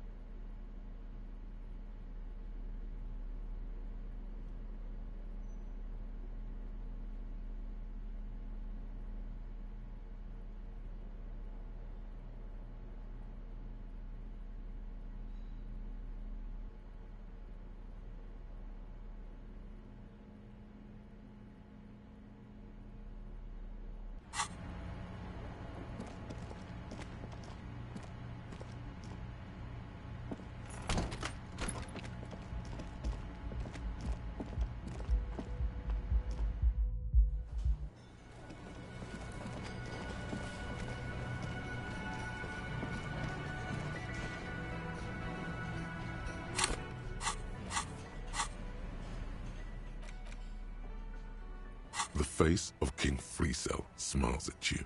For some reason, the smile now strikes you as more forced than it did before. Comrade, as you know, this journal takes its name from Mazov's immortal expression, Du Cristal, but like the structures of capitalist ideology, we too are at risk of going à la fumée, unlike many publications which are content to spoon-feed their readers reassuring drivel. Only 4 issues in, and it sounds like they've already alienated their readership.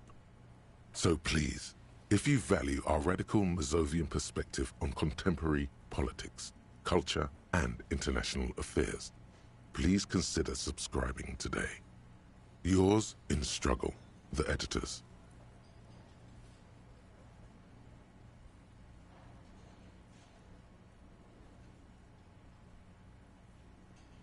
What do you expect? It was laying around the office of the Debarders Union. They're probably bankrolling the thing.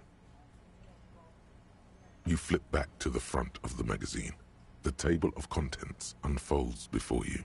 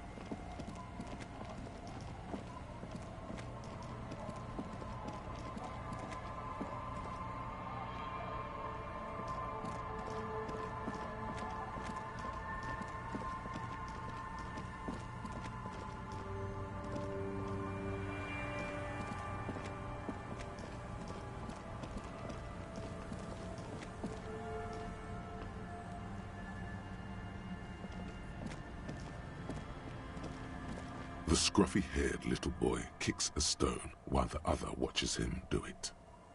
This one doesn't say anything, kicking the concrete with his worn-out sneaker. Lily's our mum.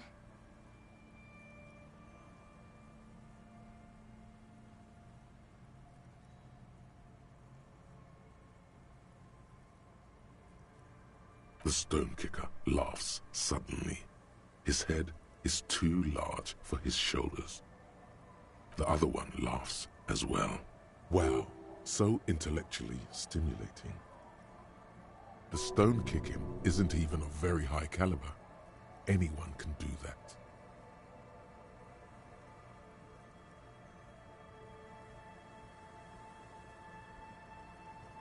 Yes. Yes.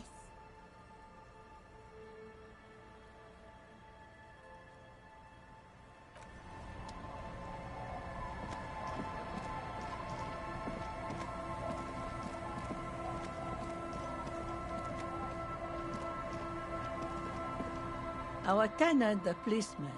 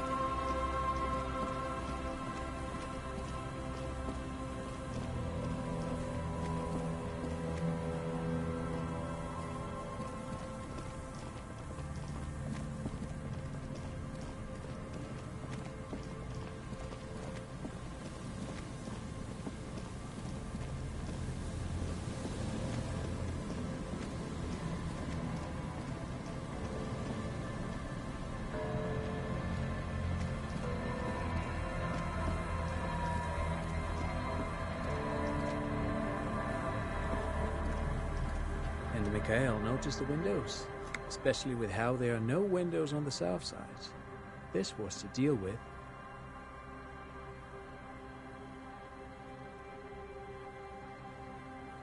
You officers, come to investigate the historic subtext of West Martinez? I'm Tran Heilostam. You must be Kim Kitsuragi, right? I was just telling my son about this building. Not a lot of people realize the historic significance here. Very rich in hypertext. Nice to meet you.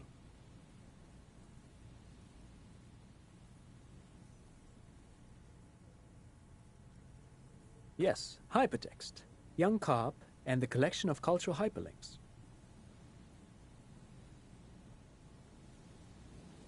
Oh yes, so Mikhail. They had to deal with monitor glare, especially in the summer. They still had vector monitors back then. That was 49 years ago. So they didn't have windows on the south wall. No, I can't say that we've met before, but I've heard of Kim, of course. Mikhail, say hi to the officers.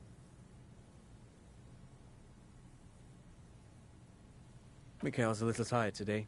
We spent all night trying to run Orbis on his radio computer. Have you heard of it? It's a programming language used in Grad. Quite tricky, but he wanted to play this Grad-made adventure program. We've been getting really into verbs lately. The man speaks in the artificial cadence of a professor, or someone who's been on too many radio shows. But I assume you're not here for giant worms when there are so many real things to see. Just as I was telling Mikhail before, this is where the Coalition landed in '08. We could be standing on what is the most interesting landmark in Revachol West.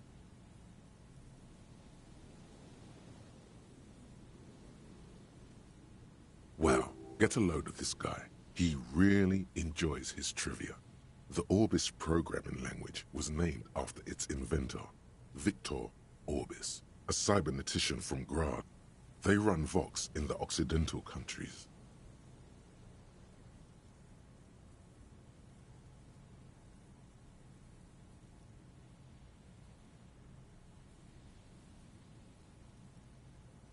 Aha! But it's not just any empty old building. What not a lot of people know is this used to be the R&D department of Felt Electrical. And Felt, which now sells ink cartridges mostly, was once a top dog in the turn-of-the-century cybernetics boom.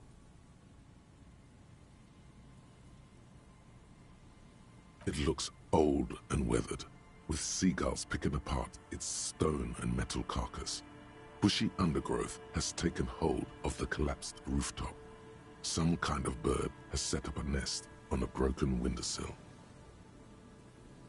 That's not surprising. Only a vestigial ink cartridge and ferrotape manufacturer remains. They started out as a midway electronics outfit in Königstein 2 centuries ago.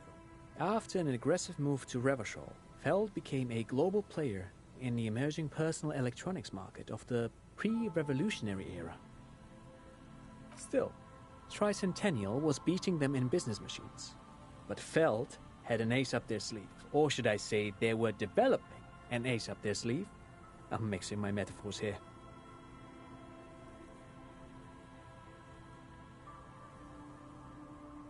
It was here in Martinez, possibly in this very building, that they developed prototypes for a tape computer. An elegant folding mechanism of rollers and ferrotape ribbons, portable enough to be a take-it-home solution, revolutionizing business machines, possibly even bring them to the average consumer. Which is a feat of engineering even today's giants, Rehm, ICN and ZAM, haven't achieved yet. He assumes something like a combat stance, facing the wind. Indeed. What? The revolution! Unfortunately, their moonshot project never made it to the market. Feld's move to Revachol backfired. The revolutionary government liquefied their assets and expropriated those very advanced prototypes. Possibly from this very building, or one of the adjacent ruins. All of this was built by Feld, even the boardwalk. Wild Pines built Martinez proper as a resort for their middle management. Feld built this side of town for R&D.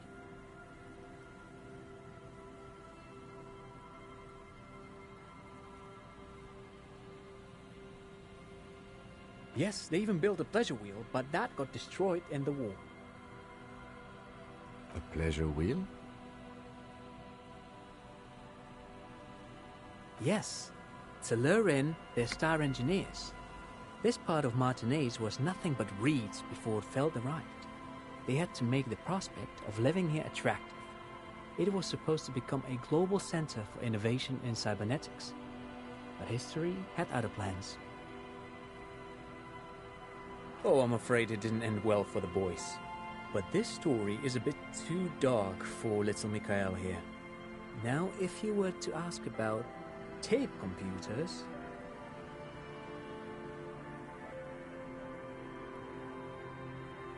Wait, is he saying that we should just bypass the excesses of the revolution?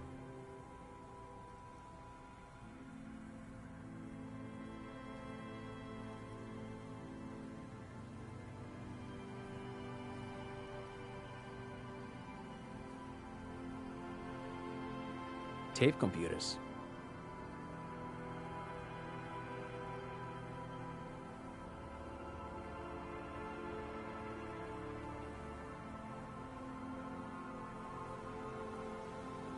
Actually, no one knows. No one even knows what a computer made entirely of tape would look like.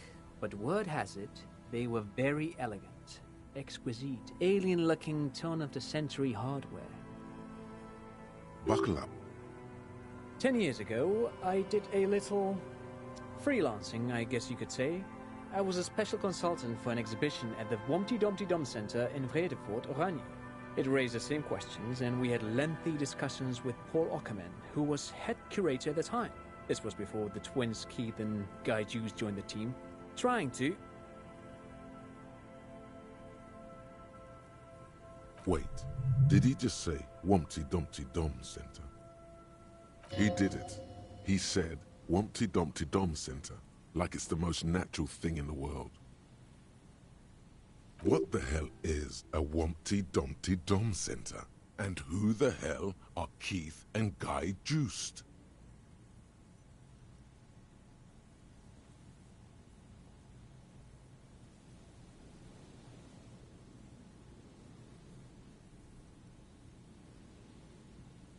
The Wumpty Dumpty Dum Center for Contemporary Art.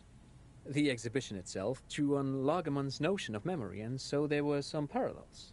That's why the head curator, Paul Ockerman, chose to...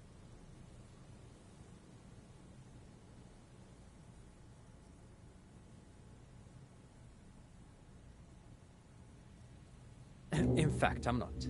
The Wumpty Dumpty Dum Center is a place you can visit if you're ever in Vredefort and are ever in the market for an exhibition space / contemporary art research center. But perhaps I should return to the tape computers. As I was saying, the device itself was very elegant, fragile even. One could write directly on the tape using a special chemical solution.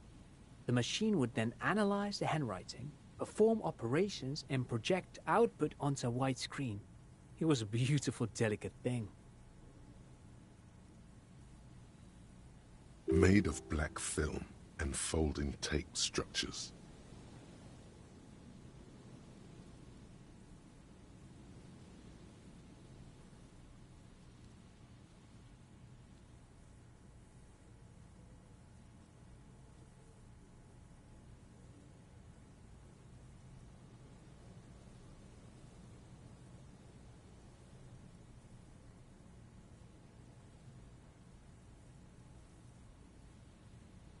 I certainly haven't.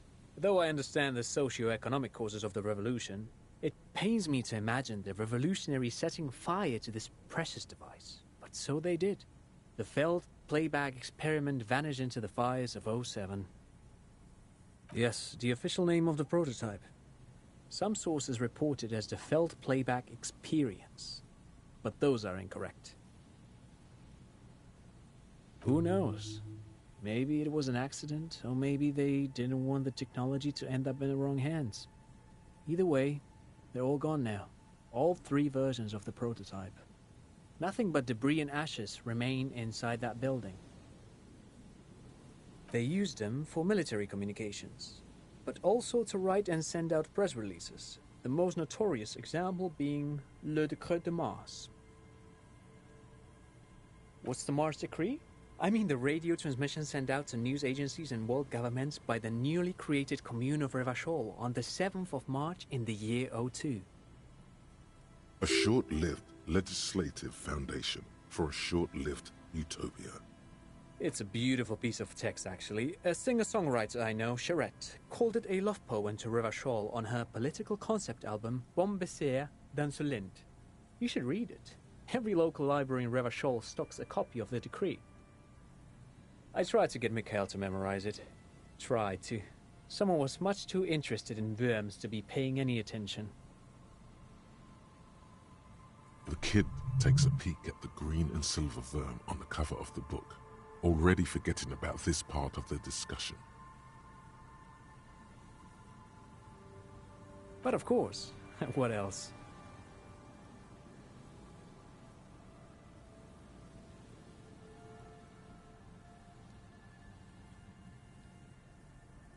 I do have some money, yes, but that's not what's really important here. No, I mean, come on. You need the money. If it's not a thing, he can give you some.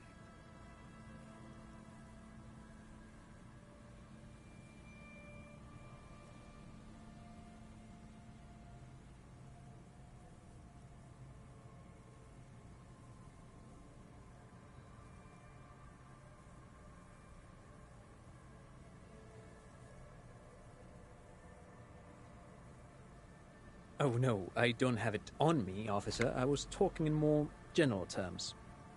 I'm just spending time with my kid here, showing him around the lesser-known parts of our hometown. It wouldn't be wise to carry huge amounts of cash on such expeditions. Not that he would have to worry about being robbed. He looks surprisingly buff. Does he work out?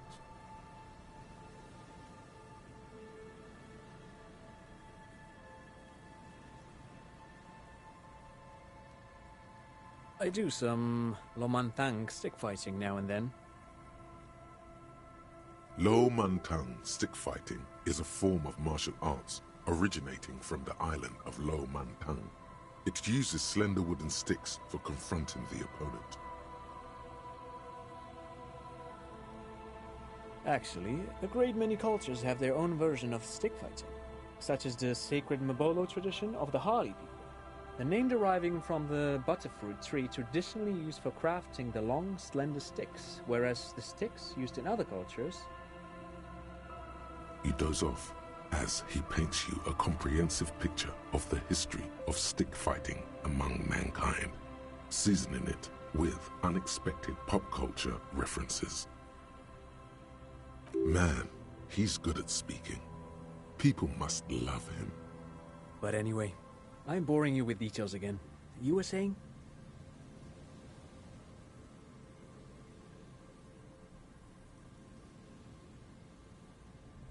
Lomantang stick fighting is a little like a Berolidin addiction.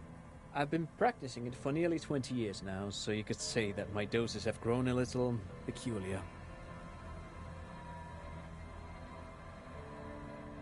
Dad's fighting with sticks every night after dinner for 4 hours. He has a special room for that, and a special costume. That's right, Mikhail. It also has a meditative quality. Helps to clear my head. But anyway...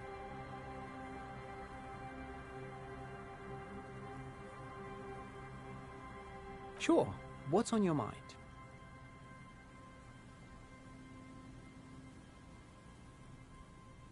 Actually, no. Buckle up. 10 years ago... Wait, he did it. What the hell is a Wumpty Dumpty Dom Center? And who the hell are Keith and Guy Juice? Yes, tape computers and Feld Electrical.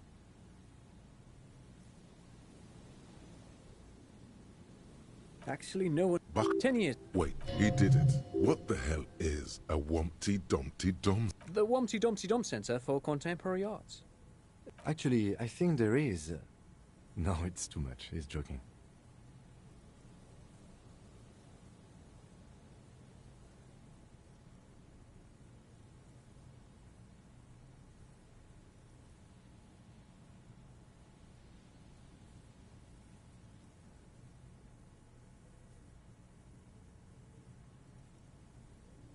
In fact, I'm not.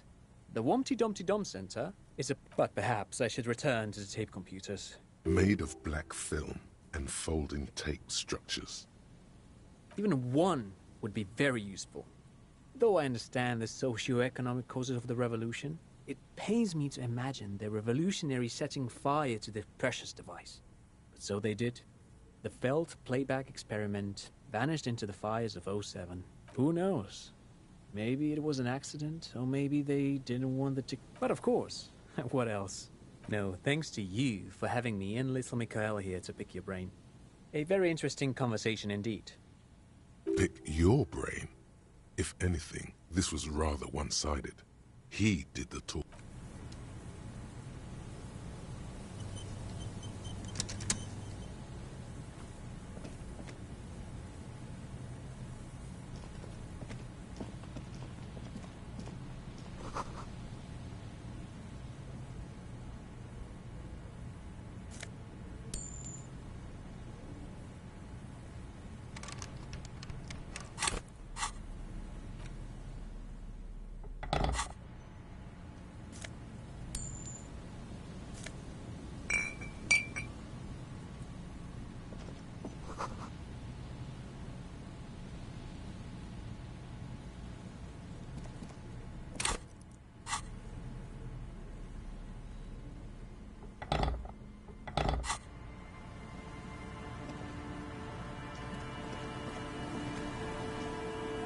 You see, a once bright mural towering above you. The signage has peeled off over the years, but you can still make out Feld Electrical R&D. A slogan used to intertwine with the loops a long time ago.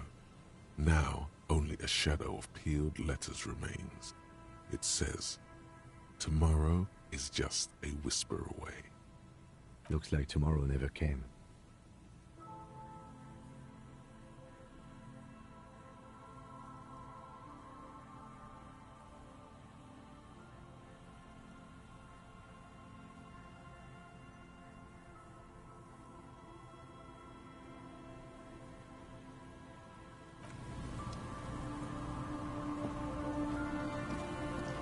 Hello again. Sure, what's on your mind? But of course, what else?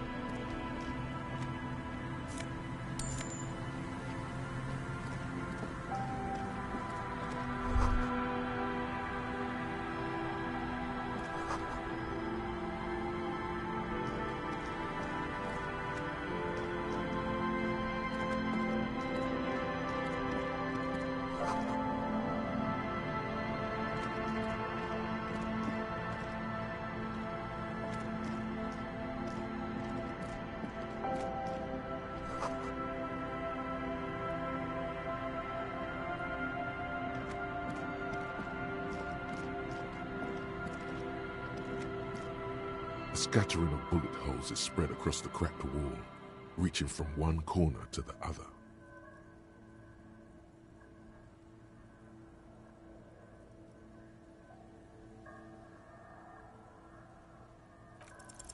A row of ghostly shades stand facing the wall. There are many of them, a dozen at least, their heads lowered and eyes blindfolded. It's quiet, no sound. No movement. 10 meters away, other shades are lined up in an orderly manner, automatic rifles primed. A gust of wind blows by. The coats of the firing squad flap slowly in the breeze. A single person stands on the side. Snowflakes fall on the wooden planks and the surrounding sand dunes, covering the land with the white of innocence. A long time has passed since the moment of this fusillading. Rain and brine have since washed all the blood away. Not a trace remains. The abundance of bullet holes leads to two options. Either an inordinate amount of executions were performed here, or they did not use a conscience round, where only one soldier has the loaded rifle. Looks like this was a mass execution with everyone fully armed. A host of men, probably in everyday clothes, ragged from the conflict and covered in dust. They were not sitting, a common practice for executions in some nations, as demonstrated by the height level of the bullet holes. They stand, facing the wall. It's impossible to discern any details about their personality or background. 7 men in combat uniforms and dark coats, holding automatic rifles aimed at the people. Soldiers from some side, but from which one? The commandant, the one who gives the order. Machine gun fire crackling through the air, the lights of the muzzle flashes dancing on his face. I don't know. I don't know who died here, lined up beside that horrible wall. It could have been any of the parties involved in the revolution. Perhaps the ones executed here were the loyalist conservatives, killed by the communists at the start of the Civil War. Or it could have been the communists, put to death during the last stretch of the conflict by the coalition forces. Remember what Trent Heidelstein said about Veld? Another likely scenario. Or maybe... Yeah, it's very unlikely the coalition forces were the ones who died here. They were always the last ones against the wall. To be honest, if a coalition member was anyone in this situation, it was the commandant, the superior giving the orders.